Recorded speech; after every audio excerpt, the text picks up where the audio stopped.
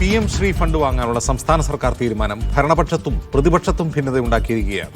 തീരുമാനത്തെ CPI എതിർക്കുമ്പോൾ അവരെ അനുനയിപ്പിക്കാനാണ് CPM-ന്റെ ശ്രമം.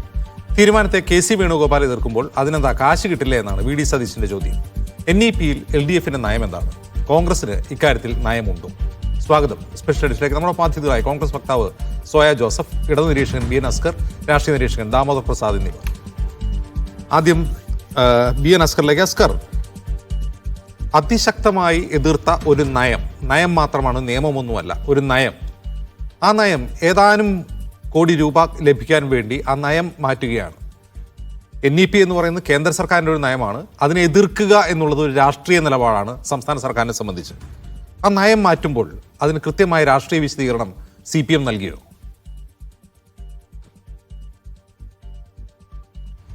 അജിംസെ, ദേശീയ വിദ്യാഭ്യാസ നയം 2020 നടപ്പിലാക്കുന്നത് വഴി കേന്ദ്ര സർക്കാരിന് ചില ഗൂഢ ലക്ഷ്യങ്ങളുണ്ട് എന്നുള്ളതൊരു വസ്തുതയാണ്. ആ വിദ്യാഭ്യാസ നയത്തെ ഇടതുപക്ഷവും CPM-വും പ്രത്യക്ഷത്തിൽ എതിർക്കുന്നതിന് നിരവധി കാരണങ്ങളുണ്ട്. ആ നിരവധി കാരണങ്ങൾ വിദ്യാഭ്യാസ നയത്തെ എതിർക്കുന്നതോടൊപ്പം PM ശ്രീ എന്ന് പറയുന്നത് ദേശീയ വിദ്യാഭ്യാസ നയത്തിന്റെ ഭാഗമായി നടപ്പിലാക്കുന്ന ഒരു പദ്ധതിയല്ല. PM ശ്രീയെ വ്യത്യസ്തമായി കാണണം. ഒന്ന്. രണ്ട്, PM ശ്രീ നടപ്പിലാക്കുക എന്ന് പറയുന്നത് 14,500 സ്കൂളുകളിൽ 2025 വരെ 27,360 കോടി രൂപ നൽകുന്ന ഒരു പദ്ധതി. ഒരു സ്കൂളിന് ഒരു ബ്ലോക്ക്, റൂറൽ ബ്ലോക്ക് ഡിവിഷനിൽ 2 സ്കൂളുകൾ, ഒരു സെക്കൻഡറി സ്കൂളും ഒരു ഹയർ സെക്കൻഡറി സ്കൂളും തെരഞ്ഞെടുത്ത് ആ സ്കൂളുകളിൽ മേൽ ഭിന്നശേഷി സൗഹൃദ അന്തരീക്ഷം വളർത്തിക്കൊണ്ട് അതിനാവശ്യമായിട്ടുള്ള ഇൻഫ്രാസ്ട്രക്ചർ ഡെവലപ്മെന്റ് ഉണ്ടാക്കുക. 2, അതിൽ ഡിജിറ്റൽ ക്ലാസ് റൂമുകളും ഡിജിറ്റൽ ലൈബ്രറികളും സംഘടിപ്പിക്കുക. 3, അവിടെ ശൗചാലയങ്ങളും ഭിന്നശേഷി സൗഹൃദ ശൗചാലയങ്ങൾ അടക്കം ഉണ്ടാക്കുക. അധ്യാപകരെ ഭിന്നശേഷി സൗഹൃദമായ രീതിയിൽ ട്രെയിനിങ് നൽകുക, അവർക്ക് പരിശീലനം നൽകുക തുടങ്ങിയിട്ടുള്ള നിരവധി ലക്ഷ്യങ്ങൾ മുന്നിൽ വെച്ചുകൊണ്ട് ഒരു സ്കൂളിന് 80 ലക്ഷം മുതൽ 1 കോടി രൂപ വരെ നൽകാൻ കഴിയുന്ന ഒരു ഗ്രാന്റ് മാത്രമാണ് PM ശ്രീ എന്ന് പറയുന്നത്. ദേശീയ വിദ്യാഭ്യാസ നയത്തെ ഇടതുപക്ഷം എതിർക്കുന്നത് മറ്റൊരർത്ഥത്തിൽ മാത്രമാണ്. എന്തുകൊണ്ട് ഇപ്പോൾ PM ശ്രീ പദ്ധതിയിൽ ഇടതുപക്ഷ ഗവൺമെന്റ് അല്ലെങ്കിൽ കേരളത്തിലെ വിദ്യാഭ്യാസ മന്ത്രി ഒപ്പിടണം എന്ന ഒരു നിലപാടിലേക്ക് എടുക്കുന്നു എന്നൊരു വലിയ ചോദ്യം തന്നെയാണ്. അപ്പം നിങ്ങൾ ചോദിക്കും, നിങ്ങൾ ദേശീയ വിദ്യാഭ്യാസ നയത്തെ അംഗീകരിച്ചിരിക്കുകയാണോ എന്നുള്ളതാണ്. ഇവിടെ PM ശ്രീയിൽ ഒപ്പിടാത്ത പക്ഷം, അത് നടപ്പിലാക്കാത്ത പക്ഷം, സമഗ്ര ശിക്ഷാ അഭിയാൻ പദ്ധതി പ്രകാരം സംസ്ഥാനത്തിന് ലഭിക്കേണ്ട 1,463 കോടി രൂപ 2023-24 അധ്യയന വർഷത്തെയും 24-25 അധ്യയന വർഷത്തെയും തുകയാണിത്. 530 കോടി രൂപ ഈ പുതിയ അധ്യയന വർഷത്തെ തുകയും 25-26 അധ്യയന വർഷത്തെ തുകയും കിട്ടാനുണ്ട്. അപ്പൊ 1,463 കോടി രൂപ നൽകാത്തത് മൂലം 6,000-ഓളം അധ്യാപകരുടെ ശമ്പളം മുടങ്ങുന്ന അവസ്ഥയിലേക്ക് പോവുകയാണ്. സ്കൂളുകളിൽ നാം ഈ നടത്തി വരുന്ന വൈവിധ്യമാർന്ന പദ്ധതികളും സ്കൂളുകളുടെ ഇൻഫ്രാസ്ട്രക്ചർ ഡെവലപ്മെന്റിനെയും ബാധിക്കുന്ന തരത്തിലേക്ക് അത് പോകുന്നു. സ്വാഭാവികമായും ആ 1,463 കോടി രൂപ ലഭിക്കുന്നതിനു വേണ്ടി മെമ്മറാണ്ടം ഓഫ് അണ്ടർസ്റ്റാൻഡിംഗ് ഈ PM ശ്രീ പദ്ധതിയുമായി ഒപ്പിടേണ്ടി വരുന്നു. അത് വരുന്നത് ഈ നാഷണൽ എഡ്യൂക്കേഷൻ പോളിസി നടപ്പിലാക്കി കഴിഞ്ഞു എന്ന് ഒരു വാദമുഖം ഉന്നയിക്കാനേ കഴിയില്ല. 1. 2, ഈ PM ശ്രീ പദ്ധതി 33 സംസ്ഥാനങ്ങളും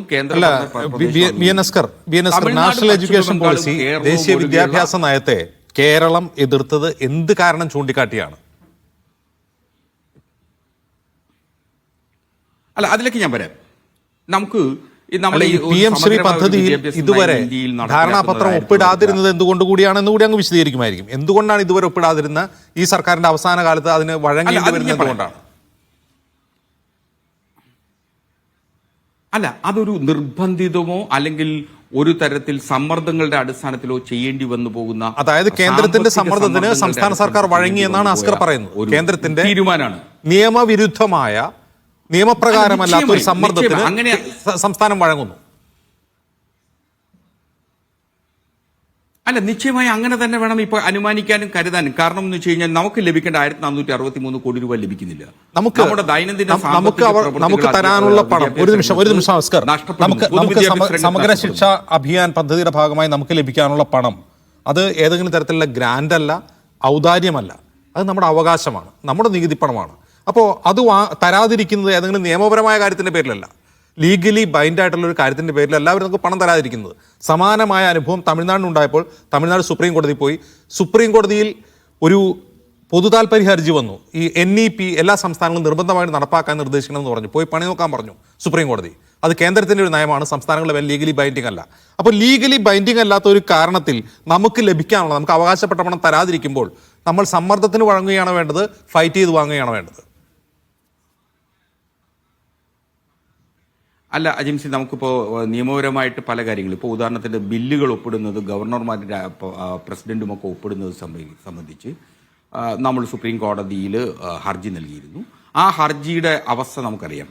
അപ്പം നമുക്ക് എല്ലാം നിയമപരമായി നേരിടുക അല്ലെങ്കിൽ പൊരുതി നേരിടുക എന്ന് പറഞ്ഞാൽ കേരളത്തിൽ 18 UDF MPമാരുണ്ട്. പാർലമെന്റിൽ ഇത് സംബന്ധിച്ച് ഒരുമിച്ച് നിന്ന് സമരം ചെയ്യാൻ ഏതെങ്കിലും ഘട്ടത്തിൽ കേരളത്തിലെ കോൺഗ്രസിന്റെ MPമാർ തയ്യാറായിട്ടുണ്ടോ? കോൺഗ്രസിന്റെ കാര്യം കോൺഗ്രസിനോട് ചോദിക്കാം. കോൺഗ്രസിനോട് ചോദിക്കാം. എന്റെ ചോദ്യം ഇതാണ്. ഇപ്പോൾ സമ്മർദ്ദത്തിന് വഴങ്ങി, നമുക്ക് പണം വേണം, അത്യാവശ്യമാണ്, നമ്മൾ ഈ നയത്തിന് വഴങ്ങുകയാണ്. വഴങ്ങിക്കഴിഞ്ഞാൽ ഞങ്ങൾ NEP എതിർക്കുന്നുണ്ട് കേട്ടോ എന്ന് പറഞ്ഞ് മിണ്ടാതിരിക്കാൻ പറ്റില്ല. കാരണം MOUവിൽ ചില ക്ലോസുകൾ NEPയുമായി ബന്ധപ്പെട്ടതാണ്. അതായത് അവർ വളരെ സമർത്ഥമായി അത് ഒളിച്ചു കടത്തുകയാണ്. ഇതറിഞ്ഞു തന്നെയാണ് ഈ വഴക്കം രാഷ്ട്രീയമായി ശരിയാണോ എന്നാണ് ചോദ്യം. അങ്ങനല്ലേ, NEP എതിർക്കുന്നതിലെ ഏറ്റവും പരമപ്രധാനമായിട്ടുള്ള കാര്യം എന്ന് വെച്ച് കഴിഞ്ഞാൽ സ്വകാര്യവൽക്കരണമാണ്. അതിന്റെ ക്ലോസ് 8(4) വളരെ കൃത്യമായിട്ട് പറയുന്നുണ്ട്. സ്വകാര്യവൽക്കരണവും വാണിജ്യവൽക്കരണവുമാണ് നാഷണൽ എഡ്യൂക്കേഷൻ പോളിസി 2020 ഒരു പ്രധാനപ്പെട്ട പോരായ്മയായി എല്ലാ വിമർശകരും ചൂണ്ടിക്കാണിച്ചിട്ടുള്ളത്. ക്ലോസ് 3.6 വളരെ കൃത്യമായിട്ട് പറയുന്നതെന്ന് വെച്ച് കഴിഞ്ഞാൽ ഇതൊരു സമാന്തര വിദ്യാഭ്യാസ നയം കൂടി നടപ്പിലാക്കുക എന്നുള്ളതാണ്. സമാന്തര വിദ്യാഭ്യാസ നയം നടപ്പിലാക്കുക അല്ലെങ്കിൽ ഓൾട്ടർനേറ്റീവ് സിസ്റ്റം ഓഫ് എഡ്യൂക്കേഷൻ നടപ്പിലാക്കുക എന്നതുകൊണ്ട് ഉദ്ദേശിക്കുന്നത് ഇപ്പോൾ നാളിതുവരെ നാം നേടിയിട്ടുള്ള എല്ലാ പാരാമീറ്റേഴ്സും കേരളത്തെ സംബന്ധിച്ച് മറ്റിതര സംസ്ഥാനങ്ങളുടെ എഡ്യൂക്കേഷണൽ പാരാമീറ്റേഴ്സ് എന്ന് പരിശോധിച്ചു കഴിഞ്ഞാൽ നമ്മൾ വളരെ വളരെ മുന്നിലാണ്. മറ്റു സംസ്ഥാനങ്ങൾ ഇൻഫ്രാസ്ട്രക്ചറുടെ കാര്യത്തിൽ വളരെ വളരെ മുന്നിലാണ്. മൂന്നാമതായി നമ്മൾ എതിർക്കുന്നതിന്റെ ഏറ്റവും വലിയ പ്രശ്നം എന്ന് പറയുന്നത് ഇവർ ഡിജിറ്റൽ ക്ലാസ് റൂമുകളും ഡിജിറ്റൽ ലൈബ്രറികളും ഓഫർ ചെയ്യുമ്പോൾ ഇന്ത്യയിലൊട്ടാകെ ഇന്റർനെറ്റ് സംവിധാനം നാളിതുവരെ എത്തപ്പെട്ടിട്ടില്ല. അപ്പോൾ 2 തരം വിദ്യാർത്ഥികളെ ഇന്ത്യയിൽ സൃഷ്ടിക്കപ്പെടുന്നു, 2 തരം പൗരന്മാരെ സൃഷ്ടിക്കുന്നു എന്ന വലിയൊരു ആക്ഷേപം ഇക്കാര്യത്തിലുണ്ട്. മാത്രമല്ല അവർ ഏറ്റവും പരമപ്രധാന ക്ലോസ് 4.27 പറയുന്നത് വളരെ കൃത്യമായി നോളജ് ഓഫ് ഇന്ത്യയുടെ സംസ്കാരത്തെ സംബന്ധിച്ച്, അറിവുകളെ സംബന്ധിച്ച് സിലബസിൽ ഉൾപ്പെടുത്തുക എന്നുള്ളതാണ്. ഇത് NCERT നാളിതുവരെ നടപ്പിലാക്കിക്കൊണ്ടിരിക്കുന്ന കാവ്യവൽക്കരണം, സിലബസുകളിൽ കാവ്യവൽക്കരണം, ചരിത്രത്തെ നിരാകരിക്കുകയും പുനഃക്രമീകരിക്കുകയും ചെയ്യുന്നു എന്ന വലിയ ആക്ഷേപമാണ് സംഘപരിവാർ നേരിടുന്നത്. ആ സംഘപരിവാർ അജണ്ട കേരളത്തിൽ നടപ്പിലാക്കാൻ കഴിയില്ല. ആ നിലപാട് തന്നെയാണ്. നിങ്ങൾ സൈൻ ചെയ്താൽ, ധാരണാപത്രം സൈൻ ചെയ്താൽ NEP പ്രകാരമുള്ള ചില നീക്കുപോകൾക്ക് നിങ്ങൾ വഴങ്ങേണ്ടി വരും. ആ ഒപ്പിട്ട് കൊടുക്കുന്നത് അതാണ്. അല്ല, ഇപ്പൊ നമ്മളിപ്പോ ഒരു കരാറിൽ, ആ കരാറിലെ യൂണിലാറ്ററൽ ആയിട്ടുള്ള തീരുമാനങ്ങളെ നിരാകരിക്കാനുള്ള അവകാശം കൂടി സംസ്ഥാന സർക്കാരിനുണ്ട്. സംസ്ഥാന സർക്കാരിന്റെ ഇന്ത്യയുടെ ഫെഡറൽ തത്വങ്ങളിൽ, ഇന്ത്യയുടെ ഫെഡറൽ സിസ്റ്റത്തിൽ അതിനെ നിഷേധിക്കാനും നിരാകരിക്കാനുള്ള അവകാശം കൂടിയുണ്ട്. അത് ആ രീതിയിൽ തന്നെ ആയിരിക്കും. ഇപ്പോൾ നിലവിൽ തന്നെയും ഫെഡറൽ സംവിധാനം പദ്ധതി നടപ്പിലാക്കണോ എന്നുള്ള കാര്യം പ്ലാനിംഗ് ബോർഡ് 2020 തയ്യാറാക്കിയ ഡ്രാഫ്റ്റ് പേപ്പറുണ്ട്. അവർ പറയുന്ന വളരെ പ്രധാനപ്പെട്ട, നിങ്ങൾ പറഞ്ഞ പ്രശ്നങ്ങളൊക്കെ ഉണ്ട്, അവർ പറയുന്ന പ്രധാനപ്പെട്ട പ്രശ്നം എഡ്യൂക്കേഷൻ ഒരു കൺകറന്റ് ലിസ്റ്റ് ഉള്ള കാര്യമാണ്. അപ്പോൾ സംസ്ഥാനങ്ങൾ വിദ്യാഭ്യാസ നയം ആവിഷ്കരിക്കുമ്പോൾ അതിലുള്ള കേന്ദ്രത്തിന്റെ കടന്നുകയറ്റം ഫെഡറലിസത്തിന്മേലുള്ള കടന്നുകയറ്റമാണ് എന്നാണ് പ്ലാനിംഗ് ബോർഡ് പറയുന്നത്. അത് തന്നെയാണ് LDF സർക്കാരിന്റെ നയവും. അപ്പോൾ ഇത്രയും പ്രശ്നങ്ങളുള്ളൊരു സ്ഥലത്ത് നമ്മൾ ഏതാനും കോടി രൂപയ്ക്ക് വേണ്ടി, അത് നമുക്ക് ആവശ്യമുണ്ടോ എന്ന് വേറെ ഡിബേറ്റാണ്. നമുക്ക് ഭിന്നശേഷിക്കാർക്ക് റാമ്പില്ലാത്ത സ്കൂളുണ്ടോ, നമുക്ക് ഡിജിറ്റൽ ക്ലാസ് റൂമുകളില്ലാത്ത സ്കൂളുകളുണ്ടോ എന്നത് വേറൊരു ചോദ്യമാണ്. എന്തിനു വേണ്ടിയാണെന്ന് മറ്റൊരു ചോദ്യം. പണം കിട്ടിയാൽ അത് ഉപയോഗിക്കേണ്ടത് എവിടെയാണ്? നമ്മൾ ഓൾറെഡി എല്ലാ സ്കൂളുകളും ഡിജിറ്റലൈസ് ചെയ്തുകൊണ്ടിരിക്കുകയാണ്. ഓക്കെ, ഇവിടെ വളരെ പ്രധാനപ്പെട്ട ഫെഡറലിസത്തെ കുറിച്ചുള്ള വളരെ പ്രധാനപ്പെട്ട ഒരു ചോദ്യത്തിന് മുമ്പിൽ നമ്മൾ ഏതാനും കോടിക്ക് വേണ്ടി ഈ NEP വളഞ്ഞ വാതിലൂടെ കടത്തിവിടാൻ വേണ്ടി വഴങ്ങിക്കൊടുക്കുകയാണ്. എവിടെ? വെസ്റ്റ് ബംഗാളും തമിഴ്നാടും അതിനെതിരെ ലീഗലിയും രാഷ്ട്രീയമായും ഫൈറ്റ് ചെയ്തുകൊണ്ടിരിക്കുമ്പോൾ എന്തിനു വേണ്ടി എന്ന് വിശദീകരിക്കണം. അല്ല അജിംസി, ഇതിൽ ഏറ്റവും പരമപ്രധാനം ഇപ്പോൾ ബംഗാളിനെ സംബന്ധിച്ചിടത്തോളവും തമിഴ്നാടിനെ സംബന്ധിച്ചിടത്തോളവും അവർക്ക് വളരെ കൃത്യമായി ഇക്കാര്യത്തിൽ സുതാര്യമായി അവർക്ക് യുദ്ധം ചെയ്യുന്നതിനുള്ള സന്നാഹം ആ സംസ്ഥാനത്തുണ്ട്. നമ്മുടെ ഒരു ഉപഭോക്തൃ സംസ്ഥാനമാണ്. സ്വാഭാവികമായി നമ്മുടെ നികുതി ഘടനയിലും വരുമാനത്തിലും നമ്മളെ സംബന്ധിച്ചിടത്തോളം നമുക്ക് വലിയ പരിമിതികളുണ്ട്. ആ പരിമിതികളിൽ നിന്നുമാണ് സംസ്ഥാന സർക്കാർ വിദ്യാഭ്യാസം കിഫ്ബി അടക്കമുള്ള സ്ഥാപനങ്ങളിൽ നിന്നും എടുത്തിട്ടുള്ള ലോണുകളുടെ അടിസ്ഥാനത്തിലാണ് നമ്മളിപ്പോൾ വിദ്യാഭ്യാസ മേഖലയിലെ ഈ ഇൻഫ്രാസ്ട്രക്ചർ ഡെവലപ്മെന്റ് മറ്റേത് സംസ്ഥാനങ്ങളെക്കാൾ മുന്നിൽ പോയിട്ടുണ്ട്. ഇപ്പോൾ കേന്ദ്ര സർക്കാർ ആഗ്രഹിക്കുകയും പ്രതീക്ഷിക്കുകയും ചെയ്യുന്ന സുസ്ഥിര വികസന ലക്ഷ്യങ്ങളിൽ നിന്നുകൊണ്ട് ഈ പദ്ധതി നടപ്പിലാക്കുന്നു എന്നാണ് അവർ അവകാശപ്പെടുന്നത് നാഷണൽ എഡ്യൂക്കേഷൻ പോളിസിയെ സംബന്ധിച്ച്. പക്ഷെ അത് നടപ്പിലാക്കുമ്പോൾ GDP-യുടെ 6% മാത്രമാണ് ഇപ്പോഴും വിദ്യാഭ്യാസത്തിനായി കേന്ദ്ര സർക്കാർ മാറ്റിവെച്ചിട്ടുള്ളത്. മറ്റു രാജ്യങ്ങളിൽ 20% വിദ്യാഭ്യാസത്തിനായി വളഞ്ഞവാതിലൂടെ കടന്നു വരുമ്പോൾ അതിനെ എങ്ങനെ ചെറുക്കാൻ കഴിയുമെന്ന് അസ്കറിന് ഇനിയും വിശദീകരിക്കാൻ കഴിയുന്നില്ല. ഞാൻ വരാം അസ്കറിലേക്ക്. സോയ ജോസഫ്, ഈ കാര്യത്തിൽ കേരളത്തിൽ കോൺഗ്രസിന് നയമുണ്ടോ? ഇന്ന് KC വേണുഗോപാൽ പറയുന്നത് NEP CPM-ഉം BJP-യും തമ്മിലുള്ള ധാരണയുടെ അടിസ്ഥാനത്തിൽ ഇപ്പോൾ MOU സൈൻ ചെയ്യുന്നതാണ്, അതിന് പിന്നിൽ ഒരുപാട് നീക്കുപോക്കുകളുണ്ടെന്ന് ആക്ഷേപിക്കുമ്പോൾ VD സതീശൻ ചോദിക്കുന്നു, അത് NEP നടപ്പാക്കാതിരുന്നാൽ മതി, പണം കിട്ടുന്നതല്ലേ, നമുക്ക് അവകാശപ്പെട്ട പണമല്ലേ, അത് വാങ്ങിക്കൂടെ എന്നാണ് VD സതീശന്റെ ചോദ്യം. ഇതിൽ കൃത്യമായ നയം കോൺഗ്രസിനില്ലേ?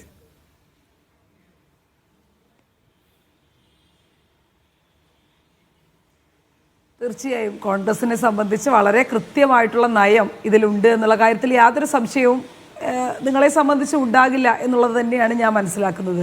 ശ്രീ VD സതീശൻ നടത്തിയ പത്രസമ്മേളനത്തിൻ്റെ മുഴുവൻ ഭാഗവും നിങ്ങൾ കേട്ട് കാണില്ല എന്ന് തന്നെയാണ് ഞാൻ മനസ്സിലാക്കുന്നത്. അതിലെ മുഴുവൻ ഭാഗവും കേട്ട് കഴിഞ്ഞാൽ അദ്ദേഹം എന്താണ് അതിലൂടെ വളരെ കൃത്യമായി പറയാൻ ശ്രമിച്ചത് എന്നുള്ളതിൻ്റെ ഒരു ബോധ്യപ്പെടൽ. ഞാൻ ഈ പത്രത്തിൽ അല്ലെങ്കിൽ ഈ ഓൺലൈൻ മീഡിയയിലൊക്കെ ഈ വാർത്ത വന്നപ്പോൾ ഞാൻ അദ്ദേഹത്തിൻ്റെ പത്രസമ്മേളനം ഒന്ന് എടുത്ത് കേട്ടു. വളരെ കൃത്യമായി അദ്ദേഹം പറയുന്നുണ്ടല്ലോ എന്തുകൊണ്ടാണ് CPM ഇത്തരത്തിലൊരു റിവേഴ്സ് ഗിയറിൽ പോകുന്നത്. അദ്ദേഹം ഈ പറയുന്ന ആയുർമന്ദിർ ആരോഗ്യ മേഖലയിൽ നടപ്പിലാക്കിയ പദ്ധതിയെക്കുറിച്ചും അദ്ദേഹം അതിൽ സംസാരിക്കുന്നുണ്ടായിരുന്നു. കാരണം കേന്ദ്രത്തിൻ്റെ ഫണ്ട് വാങ്ങി ഞങ്ങൾ ഒരു തരത്തിലും ഇതിൽ ആരോഗ്യരംഗത്ത് മാറ്റമുണ്ടാക്കാൻ ഞങ്ങൾ ആഗ്രഹിക്കുന്നില്ല എന്ന് നിരന്തരം പറഞ്ഞു വെച്ചിരുന്ന ആളുകൾ ഇപ്പോൾ ഇന്ന് രാവിലെ പോലും ഞാനൊരു കുടുംബാരോഗ്യ കേന്ദ്രത്തിൽ പോയപ്പോൾ അതിൻ്റെ പുറത്ത് വലിയ വെണ്ടയ്ക്ക അക്ഷരത്തിൽ എഴുതി വെച്ചിട്ടുള്ളത് ആയുർമന്ദിർ എന്ന് തന്നെയാണ്. അതും കേരളത്തിൽ നിൽക്കുന്ന ഒരു വളരെ കുഗ്രാമത്തിലെ ഒരു കുടുംബാരോഗ്യ കേന്ദ്രത്തിലും അത് എഴുതി വെച്ചിട്ടുണ്ട്. അപ്പോൾ ഇത്തരത്തിൽ റിവേഴ്സ് ഗിയർ ഇടുന്ന സർക്കാരിൻ്റെ നയങ്ങളെ പറ്റിയാണ് വളരെ കൃത്യമായി ശ്രീ VD സതീശൻ പറഞ്ഞു വെച്ചത് എന്നുള്ളത് എനിക്കും നിങ്ങൾക്കും വ്യക്തമായിട്ടുള്ളൊരു കാര്യമാണ്. ഇനി അതിൽ വ്യക്തത കുറവുണ്ടെങ്കിൽ അദ്ദേഹത്തിൻ്റെ ആ പത്രസമ്മേളനം മുഴുവൻ ഒന്ന് കണ്ടു നോക്കേണ്ടിയിരിക്കുന്നു. വളരെ കൃത്യമായി നേരത്തെ പറഞ്ഞു വെച്ചതുപോലെ ശ്രീ KC വേണുഗോപാൽ പറഞ്ഞ അതേ നയം തന്നെയാണ്. നാഷണൽ എഡ്യൂക്കേഷൻ പോളിസിയോടുള്ള നയത്തിൽ ഒരു നിമിഷം സോയ, NEP-യോടുള്ള നയത്തിൽ സതീശനും KC വേണുഗോപാലിനും വ്യത്യസ്ത അഭിപ്രായം ഉണ്ടെന്ന് ആരും പറഞ്ഞില്ല. NEP-യോടുള്ള നയത്തിൽ അവർക്ക് വ്യത്യസ്ത അഭിപ്രായമില്ല. പക്ഷേ PM ശ്രീ ഫണ്ട് വാങ്ങുന്നതിലൂടെ NEP വളഞ്ഞവാതിലൂടെ കേരളത്തിലേക്ക് കൊണ്ടുവരികയാണ് ഒരു ധാരണാപത്രത്തിലൂടെ കേന്ദ്രം ചെയ്യുന്നത്. അപ്പോൾ PM ശ്രീ ഫണ്ട് വാങ്ങാൻ തീരുമാനിച്ചാൽ അതിൽ എഴുതി കൊടുക്കുന്ന MOU ഒപ്പിട്ട് കൊടുത്തു കഴിഞ്ഞാൽ ഈ സാധനം വളഞ്ഞവാതിലൂടെ വരും. അപ്പോൾ പണം കിട്ടട്ടെ, അത് വളഞ്ഞവാതിലൂടെ വന്നോട്ടെ എന്നാണോ സതീശന്റെ ആഗ്രഹം? സ്വാഭാവികമായും. കാരണം നമുക്കറിയാം ഒരിക്കലുമല്ല. അതിലൊരു വളരെ കൃത്യമായി അതിൻ്റെ ക്ലോസുകളിൽ വളരെ കൃത്യമായി എഴുതി വെച്ചിട്ടുള്ള ഒരു കാര്യമാണ്. നിങ്ങൾ PM ശ്രീ പദ്ധതി നടപ്പിലാക്കുമ്പോൾ നിങ്ങൾ NEP-യുമായി ബന്ധപ്പെട്ടിട്ടുള്ള നിബന്ധനകൾ കൃത്യമായി പാലിക്കേണ്ടി വരും എന്നുള്ളത് അതിൻ്റെ ക്ലോസുകളിൽ വളരെ കൃത്യമായി പറഞ്ഞിട്ടുള്ളൊരു കാര്യമാണെന്ന് നമുക്കറിയാം. അപ്പം ഇത്രയും കാലം ഞങ്ങൾ സംഘപരിവാറിനെതിരാണ്, ഈ രാജ്യത്ത് സംഘപരിവാറിനെ പ്രതിരോധിക്കാൻ ഞങ്ങളേ ഉള്ളൂ എന്ന് നിരന്തരം പറഞ്ഞുകൊണ്ടിരുന്ന ആളുകൾ, ദേശാഭിമാനിയിൽ മുഖപത്രം എഴുതുന്ന ആളുകൾ, നാഴികയ്ക്ക് 40 വട്ടം ഇതാണ് ഞങ്ങളുടെ നയം എന്ന് പറഞ്ഞു വെച്ചിരിക്കുന്ന ആളുകൾ കേവലം ഒരു 1500 കോടി രൂപയ്ക്ക് വേണ്ടി, ഞാൻ അതിനെ 1500 കോടി രൂപ ഒരു മോശ തുകയാണ് എന്നുള്ള അർത്ഥത്തിലല്ല ഞാൻ പറഞ്ഞു വെക്കുന്നത്. അത് നമ്മളെയൊക്കെ സംബന്ധിച്ച് കേരളത്തിൻ്റെ ബജറ്റ് ഉൾപ്പെടെ നമുക്കറിയാം 2 ലക്ഷം കോടി രൂപയുടെ ബജറ്റ് പ്രഖ്യാപിക്കുന്ന, അതുമായി പദ്ധതികൾ പ്രഖ്യാപിക്കുന്ന ഒരു സംസ്ഥാനമാണ്. അപ്പോൾ ഈ 1500 കോടി രൂപയ്ക്ക് നേരത്തെ ശ്രീ അജിംസി എന്നെ ചോദിച്ചതുപോലെ എന്താണ് ഈ 1500 കോടി രൂപ കൊണ്ട് ഇവിടെ ചെയ്യാൻ കഴിയുക? ഇനി ഈ പറഞ്ഞതുപോലെ ഇത് നടപ്പിലാക്കി കഴിഞ്ഞാൽ, PM ശ്രീ നടപ്പിലാക്കി കഴിഞ്ഞാൽ ഈ 1500 രൂപ കിട്ടുമോ എന്നുള്ളത് പോലും എന്താ പറയുക സംശയത്തിൽ നിൽക്കുന്ന കാര്യങ്ങളാണ്. അപ്പോൾ ഇത്തരത്തിൽ SSIയുടെ ഫണ്ട് കിട്ടാനാണ് എന്നൊക്കെ പറഞ്ഞു വെക്കുന്ന വാദം നേരത്തെ ഇവിടെ സംസാരിക്കുന്നത് കേട്ടോ. അപ്പോൾ SSIയുടെ ഫണ്ടൊക്കെ തമിഴ്നാട് ഉൾപ്പെടെയുള്ള സംസ്ഥാനങ്ങൾ എങ്ങനെയാണ് വാങ്ങിയെടുത്തത് എന്നൊക്കെ വളരെ കൃത്യമായി ഈ നാട്ടിലെ നീതിന്യായ സംവിധാനങ്ങൾ ഉപയോഗിച്ച് 2 തരത്തിലുള്ള സർക്കാരുകൾ എങ്ങനെയാണ് തലയുയർത്തിപ്പിടിച്ചുകൊണ്ടുള്ള മാർഗങ്ങൾ സംസ്ഥാന സർക്കാർ PMC ഫണ്ട് വാങ്ങണോ വേണ്ടയോ എന്നുള്ളതാണ് തർക്കം. വാങ്ങിക്കഴിഞ്ഞാൽ പിൻവാതിലിലൂടെ NEP വരും. നോക്കൂ, ഇപ്പോൾ കർണാടക സർക്കാർ PMC ഫണ്ട് വാങ്ങുന്നുണ്ട്, അത് ചെലവഴിക്കുന്നതിനെ കുറിച്ചുള്ള തർക്കങ്ങൾ വേറെയുണ്ട്. അപ്പോൾ വളഞ്ഞ വാതിലൂടെ NEP അവിടെ വരുന്നതിൽ AICC ജനറൽ സെക്രട്ടറിയായ KC വേണുഗോപാലിന് പ്രശ്നമില്ല. കേരളത്തിൽ അത് പ്രശ്നമാണ്.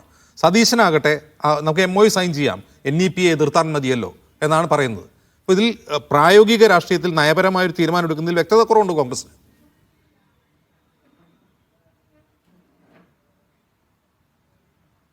അത് തീർച്ചയായും സ്വാഭാവികമായിട്ടും NEP വരുമ്പോൾ അല്ലെങ്കിൽ PMC നടപ്പിലാക്കുമ്പോൾ NEP വരുന്നു, അതിൽ അംഗീകരിക്കേണ്ടി വരുന്നു. ഞാൻ പറയുന്നത് കോൺഗ്രസിൻ്റെ നയപരമായിട്ടുള്ള കോൺഗ്രസ് എല്ലാ കാലത്തും ഒരേ കൃത്യമായിട്ടുള്ള അതിലൊരു സ്റ്റാൻഡ് പറഞ്ഞിട്ടുണ്ട് എന്നുള്ള കാര്യത്തിൽ നിങ്ങൾക്ക് എന്താണ് സംശയം? കർണാടകയുടെ കാര്യം പറഞ്ഞു, തെലങ്കാനയുടെ കാര്യം പറഞ്ഞു, അവിടെയൊക്കെ അത് MOU സൈൻ ചെയ്ത വർഷങ്ങൾ ഉൾപ്പെടെ നമുക്കറിയാം. കാരണം 20-ൽ നടപ്പിലാക്കാൻ വേണ്ടി അല്ലെങ്കിൽ 20-ൽ മുന്നോട്ട് വെച്ചിട്ടുള്ള ഒരു പദ്ധതി 21-ൽ പല സംസ്ഥാനങ്ങളും MOU സൈൻ ചെയ്തിട്ടുള്ളൊരു കാര്യമാണ്. 23-ലാണ് അത് പല സംസ്ഥാനങ്ങളിലും അത് പ്രാവർത്തികമായി തുടങ്ങിയതെന്നുള്ളതിൻ്റെ ചരിത്രമൊക്കെ നമുക്കറിയാം. അപ്പോൾ ഇത്തരത്തിൽ കോൺഗ്രസിനെ പ്രതിക്കൂട്ടിൽ നിർത്തി എന്താണ് ഇതിൽ നിന്ന് കിട്ടുന്നതെന്ന് എനിക്ക് മനസ്സിലാവുന്നില്ല. അതിനപ്പുറത്തേക്ക് CPMൻ്റെ നയവ്യതിയാനങ്ങൾ, കാരണം പണം കിട്ടുമെന്നാകുമ്പോൾ നട്ടെല്ല് ഒന്നല്പം വളയ്ക്കാനും പണം കിട്ടുമെന്നാകുമ്പോൾ ഒരല്പം നിലപാട് മാറ്റാനും നയവ്യതിയാനം സംഭവിപ്പിക്കാനും ഒക്കെ എളുപ്പമാണ് എന്ന് പിണറായി വിജയനും കൂട്ടരും ഇടതുപക്ഷത്തിൻ്റെ വലിയ ഈ തീവ്ര RSS വിരുദ്ധത കൊണ്ട് പറഞ്ഞു വെക്കുന്ന അല്ലെങ്കിൽ RSS വിരുദ്ധതയാണ് എന്ന് പറഞ്ഞു വെക്കുന്ന സമയത്ത് തന്നെ നമുക്ക് മനസ്സിലാക്കാൻ ഇതിൽ എന്തൊരു വിരോധാഭാസമാണെന്ന് നമുക്ക് മനസ്സിലാക്കാൻ കഴിയുന്നൊരു കാര്യമല്ലേ. അപ്പോൾ ഇത്തരത്തിൽ 1500 കോടി രൂപ എന്ന് പറയുന്നതിനപ്പുറത്തേക്ക് ഇത് ഉണ്ടാക്കി വെക്കുന്ന ചില മാനങ്ങളുണ്ട്. നമുക്കറിയാം എന്താണ് NEP പറഞ്ഞു വെക്കുന്നത്, NEPയിലൂടെ കടത്താൻ ശ്രമിക്കുന്നത് എന്താണ്, ചരിത്രം ഉൾപ്പെടെയുള്ള കാര്യങ്ങളിൽ അത് എത്രത്തോളം ഭീതികരമായിട്ടുള്ള കരിക്കുലത്തിൽ ഉണ്ടാകുന്ന ചേഞ്ച്, ഘടനാമാറ്റം ഉൾപ്പെടെയുള്ള കാര്യങ്ങളിൽ എത്രത്തോളം വലിയ രീതിയിലുള്ള മാറ്റങ്ങൾ സോയ ജോസഫ് 2026-ൽ UDF അധികാരത്തിൽ വരുമെന്ന് കട്ടായം പറയുന്ന ഒരു പ്രതിപക്ഷ നേതാവാണ് VD സതീശൻ. 2026-ൽ UDF അധികാരത്തിൽ വരുമെന്ന് കട്ടായം പറയുന്ന ഒരു പ്രതിപക്ഷ നേതാവാണ് VD സതീശൻ. ഇപ്പോൾ ഈ സർക്കാർ MOU സൈൻ ചെയ്യുന്നു, ഈ സർക്കാർ മാറി, നാളെ UDF വരികയാണ്. കർണാടകയിൽ സംഭവിച്ചതുപോലെ തെലങ്കാനയിൽ സംഭവിക്കുന്ന പോലെ ഈ സർക്കാരിന് NEP നടപ്പാക്കേണ്ടി വരും, രാഷ്ട്രീയമായി എതിർത്തുകൊണ്ട് തന്നെ. ആ നിസ്സഹായാവസ്ഥയ്ക്ക് മുമ്പിലാണ് ഇപ്പോൾ സതീശൻ പറയുന്നത് നമുക്ക് ഒപ്പിടാം, പൈസ കിട്ടിയാൽ പോരെ, NEP നമുക്ക് വേറെ എതിർക്കാമെന്ന്.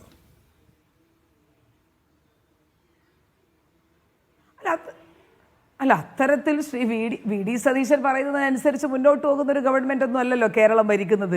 അവർ തന്നെ സ്വയം വിശേഷിപ്പിക്കുന്നത് ഞങ്ങൾ സംഘപരിവാർ വിരുദ്ധതയുടെ കൊടുമുടിയിൽ നിൽക്കുന്ന ആളുകളാണെന്നാണ്. അപ്പോൾ അവർക്ക് ഇതൊക്കെ ഒളിഞ്ഞും തെളിഞ്ഞും ഒക്കെ കടത്തിക്കൊണ്ടുവരാമെന്നുള്ളത് അവർ തന്നെ തെളിയിച്ചു കഴിഞ്ഞു. അപ്പോൾ എന്ത് ഒത്തുതീർപ്പാണ് എന്നുള്ളത് അവരാദ്യം പറയാൻ അതിനുള്ള ധൈര്യം കാണിക്കട്ടെ. എന്ത് ഒത്തുതീർപ്പിൻ്റെ മുകളിലാണ് ഇത് കടത്തിക്കൊണ്ടുവരാൻ തീരുമാനിച്ചത് എന്ന് തീർച്ചയായും പിണറായി വിജയന് കൂട്ടരും പറഞ്ഞു വെക്കേണ്ടതുണ്ട്. അപ്പോൾ ഇതിലൊന്നും എതിർപ്പില്ലാത്ത, ഇപ്പോൾ CPIയുടെ ഉൾപ്പെടെയുള്ള നിലപാടുകൾ ചർച്ച ചെയ്യപ്പെടണ്ടേ? നമ്മളിങ്ങനെ നിരന്തരം ഇരുന്ന് എല്ലാ വിഷയത്തിലും കോൺഗ്രസിനെ പ്രതിക്കൂട്ടിലാക്കാൻ അല്ലെങ്കിൽ കോൺഗ്രസിൻ്റെ നേതാക്കന്മാർ പറഞ്ഞ കോൺഗ്രസിലെ ചെറിയ ചെറിയ തർക്കങ്ങൾ പോലും ചർച്ച ചെയ്യുന്ന അജിംസോ അല്ലെങ്കിൽ ഇതുമായി ബന്ധപ്പെട്ട ഒരാളോ CPIയുമായി ബന്ധപ്പെട്ടൊരു തർക്കത്തെ പറ്റി പോലും ഇവിടെ സംസാരിച്ച് കേട്ടില്ല. ഇതുവരെ അതാണ് സംസാരിച്ചത്. ഞാൻ ഇവിടെയുള്ള ഹസ്കറിനോട് ചോദിച്ചുകൊണ്ടിരുന്ന സോയ ഇത് തന്നെയാണ്.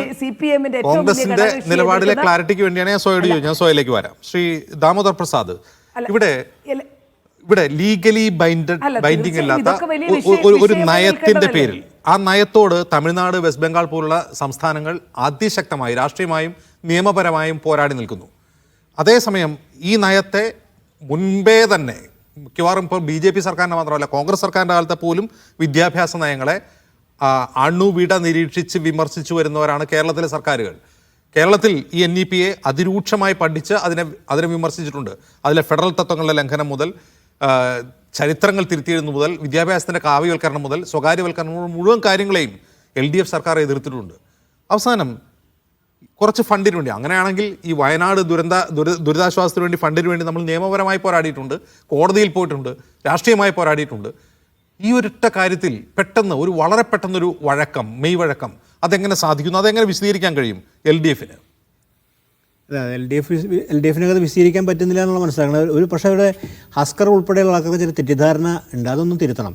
കാര്യം NEP നമ്മൾ പ്രതിരോധിച്ച് നിർത്തുന്ന സംസ്ഥാനമാണ് കേരളം എന്നൊരു വലിയ തെറ്റിദ്ധാരണ ഒരുപക്ഷെ രണ്ടുപേർക്കും തോന്നുന്നുണ്ട്. തെറ്റാണത്. അതായത് 2 PM ഉഷ, PM ശ്രീ എന്ന 2 ഫണ്ടുകളാണുള്ളത്. ഒന്ന് ഉന്നത വിദ്യാഭ്യാസ PM ഉഷ. ഈ PM ഉഷ ഫണ്ട് കേരളത്തിലെ എല്ലാ സർവകലാശാലയും, ഞാൻ മനസ്സിലാക്കുന്ന 4-5 സർവകലാശാല, എല്ലാ സർവകലാശാല വാങ്ങിക്കഴിഞ്ഞു. ത്വരിതഗതിയിൽ അത് ഒരു സമയക്ലിപ്തത പറഞ്ഞിട്ടുണ്ട്. ആ സമയക്ലിപ്തതയ്ക്ക് അകം അവിടെ ആ പണം തീർക്കാനുള്ള ത്വരിതഗതിയുള്ള പ്രവർത്തനം നടന്നുകൊണ്ടിരിക്കുകയാണ്, കാര്യക്ഷമമായി തന്നെ. ആ പണം വാങ്ങിയിട്ടുണ്ട്. രണ്ടാമത്തെ കാര്യം, NEP ഉന്നത വിദ്യാഭ്യാസമായി നടപ്പാക്കിയിട്ടുണ്ട്. എന്തിനാ ഇത്? നമ്മളതിന് വേറെ പേരൊക്കെ വിളിച്ച് അതായത് സ്വകാര്യ സർവകലാശാലയുടെ ബില്ലാണല്ലോ ഗവർണർ തടഞ്ഞു വെച്ചിട്ടുള്ളത്. സ്വകാര്യവൽക്കരണത്തിന് വേണ്ട സമീപനം ഒരു നീക്കം നിയമപരമായി തന്നെ സംസ്ഥാന സർക്കാർ നടത്തിക്കഴിഞ്ഞു. ടെക്നോളജി എനേബിൾഡ് ലേണിംഗ് വന്നു കഴിഞ്ഞു. ഇന്ത്യൻ നോളജ് സിസ്റ്റമാണ് തർക്കവിഷയം നിന്ന് ഇന്ത്യൻ നോളജ് സിസ്റ്റം ബദലായിട്ട് കേരള നോളജ് സിസ്റ്റം എന്ന് പറഞ്ഞൊരു പുതിയൊരു സംവിധാനം കൊണ്ടുവന്നിട്ടുണ്ട്. അതേസമയം തന്നെ ഈ NCERTയുടെ ഈ സിലബസിൻ്റെ അകത്ത് വരുത്തിയ റിവിഷൻ, അതായത് മുഗൾ ചരിത്രമൊക്കെ എടുത്ത് മാറ്റിയ റിവിഷനെ കേരളം പ്രതിരോധിച്ചിട്ടുണ്ട്. അതിന് ബദലായിട്ട് ടെക്സ്റ്റ് ബുക്ക് കേരളത്തിൽ വിദ്യാഭ്യാസ വകുപ്പ് ഇറക്കിയിട്ടുണ്ട്. അപ്പോൾ അതാണ് നമ്മുടെ സ്കൂൾ വിദ്യാഭ്യാസത്തിൽ മറ്റേ ദേശീയ കരിക്കുലം അനുസരിച്ചുള്ള വിമർശനം എന്താ പറയുക നമ്മുടെ ബഹുമാനപ്പെട്ട ഉന്നത വിദ്യാഭ്യാസ മന്ത്രി ഉന്നയിക്കുകയും അതനുസരിച്ച് ബദൽ കരിക്കുലത്തിൻ്റെ ഒരു പഠന കമ്മിറ്റി എനിക്ക് തോന്നുന്നു പ്രഭാത് പട്നായക് അധ്യക്ഷനായിട്ട് ഒരു കമ്മിറ്റി നിയോഗിച്ചിട്ടുണ്ട്. പക്ഷേ അതൊന്നും സർവകലാശാല ഓട്ടോണമി നിലനിൽക്കുന്നിടത്തോളം കാലം ഈ അങ്ങനെയുള്ള കരിക്കുലം നടപ്പാക്കേണ്ടില്ല. പക്ഷേ ഈ ഫണ്ട് നമ്മൾ വാങ്ങിയിട്ടുണ്ട്, നമ്മൾ നടപ്പാക്കിയിട്ടുണ്ട്. NEP അടിസ്ഥാനപരമായിട്ടുള്ള സങ്കല്പങ്ങളെ കൂടെ നടപ്പാക്കിയിട്ടുണ്ട്. അത് നടപ്പാക്കിയെന്ന് ഈ സംഘടനാ നേതാക്കൾ തന്നെ ബഹുമാന ചാൻസലർ മുമ്പാകെ പറയുന്നത് ഞാൻ കേട്ടിട്ടുണ്ട്, ഞാൻ സാക്ഷിയാണ്. അപ്പോൾ അതൊക്കെ നടപ്പാക്കി കഴിഞ്ഞിട്ടുള്ള കാര്യം, അപ്പോൾ ഇല്ലാത്ത കാര്യം നമ്മൾ പറഞ്ഞാൽ ശരിയല്ല. അപ്പോൾ ആ തെറ്റിദ്ധാരണ നമ്മൾ നീക്കണം. അപ്പോൾ NEP എന്ന് വിളിക്കുന്ന ഉന്നത വിദ്യാഭ്യാസം, NEP എന്ന് പറയുന്ന വിദ്യാഭ്യാസം ഉന്നത വിദ്യാഭ്യാസം മറ്റേ പൊതുവിദ്യാഭ്യാസമാണ്. അപ്പോൾ ഉന്നത വിദ്യാഭ്യാസം മേഖലയിൽ എനിക്ക് ഉറപ്പ് പറയാൻ പറ്റും ആ മേഖല പല കാര്യങ്ങളും പ്രധാനപ്പെട്ട കാര്യങ്ങളൊക്കെ നടന്നു കഴിഞ്ഞിട്ടുണ്ട്. അതിന് നമ്മളൊരു കമ്മിറ്റി നിയോഗിച്ച് അതനുസരിച്ച് ചെയ്തിട്ടുണ്ടായിരിക്കാം, പക്ഷേ നടന്നു കഴിഞ്ഞ വസ്തുതയാണ്. ആ മിഥ്യാധാരണ നമ്മൾ ആദ്യം മനസ്സ് നീക്കണം. ഇനിയിപ്പോൾ പൊതുവിദ്യാഭ്യാസ മേഖലയിലാണെങ്കിൽ ഇപ്പോൾ PM ശ്രീ ഫണ്ടാണ് വരുന്നത്.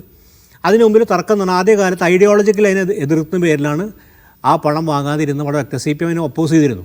ആ ഒപ്പോസ് ചെയ്തത് എന്തുകൊണ്ട് നയപരമായ മാറ്റം വന്നു എന്ന് വിശദീകരിക്കാൻ ബാധ്യതയുണ്ട്. കാരണം കഴിഞ്ഞ ദിവസങ്ങൾ വരെ ഇതിനെ ശക്തിയുക്തം ഇതിനെ NEPനെ എതിർക്കുന്നു, അല്ലെങ്കിൽ ഇതിൻ്റെ അകത്തുള്ള ഈ പറഞ്ഞ ഓൾട്ടർനേറ്റീവ് സ്കൂള്, അതുപോലെ തന്നെ ഈ കരിക്കുലത്തിലെ ചേഞ്ച്, കാവ്യവൽക്കരണം എന്നാണ് പൊതുവായിട്ടുള്ളൊരു ജനറിക് ടേം. ഈ കാവ്യവൽക്കരണം വരുന്ന പേരിൽ അതിന് എതിർത്തിരുന്ന ആൾക്കാർ എന്തുകൊണ്ട് അവസാന നിമിഷത്തിൽ 1400 ചില്ലാനം കൂടി, അത് അത്ര നിസ്സാര തുകയാണെന്ന് എനിക്ക് തോന്നുന്ന കാര്യം സംബന്ധിച്ച് പല അതിനനുസരിച്ച് വലിയ നമ്മുടെ ഫണ്ട് സർപ്ലസ് ഉള്ള സംസ്ഥാനമൊന്നുമല്ലല്ലോ. 1400 ചില്ലാനം കൂടി കിട്ടി നമ്മുടെ സ്കൂളിൽ നവീകരണത്തിന് കാര്യക്ഷമം ഉപയോഗിക്കാം. അതിൻ്റെ പ്രായോഗിക വശം ഞാൻ BD സതീശൻ പറഞ്ഞ അഭിപ്രായത്തോട് എനിക്ക് യോജിപ്പാണുള്ളത്. കാര്യം നമ്മൾ ആ പ്രായോഗികത കാണാതിരിക്കുന്നില്ല. പക്ഷേ അത്രയും സ്ട്രിങ്സ് ഉണ്ടോ എന്നുള്ള കാര്യം നമ്മൾ നോക്കേണ്ടി വരും. ആ സമയത്താണ് നമ്മൾ തമിഴ്നാടോടെ പോയി സുപ്രീം കോടതി പോയി. ദാമോദർ പ്രസാദ്, ഈ സർവ്വശിക്ഷാഭിയാൻ ഫണ്ട് കൊടുക്കാതിരിക്കാൻ പറയുന്ന ന്യായം കോടതി തള്ളിയതാണ്. ഈ മോദി സർക്കാരിന് കീഴിൽ പാർലമെന്ററി സ്റ്റാൻഡിംഗ് കമ്മിറ്റി തള്ളിയതാണ്. ഈ ന്യായം പറഞ്ഞ് നിങ്ങൾ ഫണ്ട് കൊടുക്കാതിരിക്കുക എന്ന് പാർലമെന്ററി സ്റ്റാൻഡിംഗ് കമ്മിറ്റി തള്ളിയതാണ്. അത് നിയമപരമായി ഒരു തരത്തിലുള്ള വാലിഡിറ്റിയും ഇല്ല ഈ പണം കൊടുക്കാതിരിക്കാൻ. അവിടെയാണ് നമ്മൾ പൈസ വേണ്ടതെന്ന് പറഞ്ഞ് നമ്മുടെ രാഷ്ട്രീയ നിലപാട്. അതാണ് ഞാൻ ഈ ചർച്ചക്കിട്ട ടൈറ്റിൽ തന്നെ അതാണ്.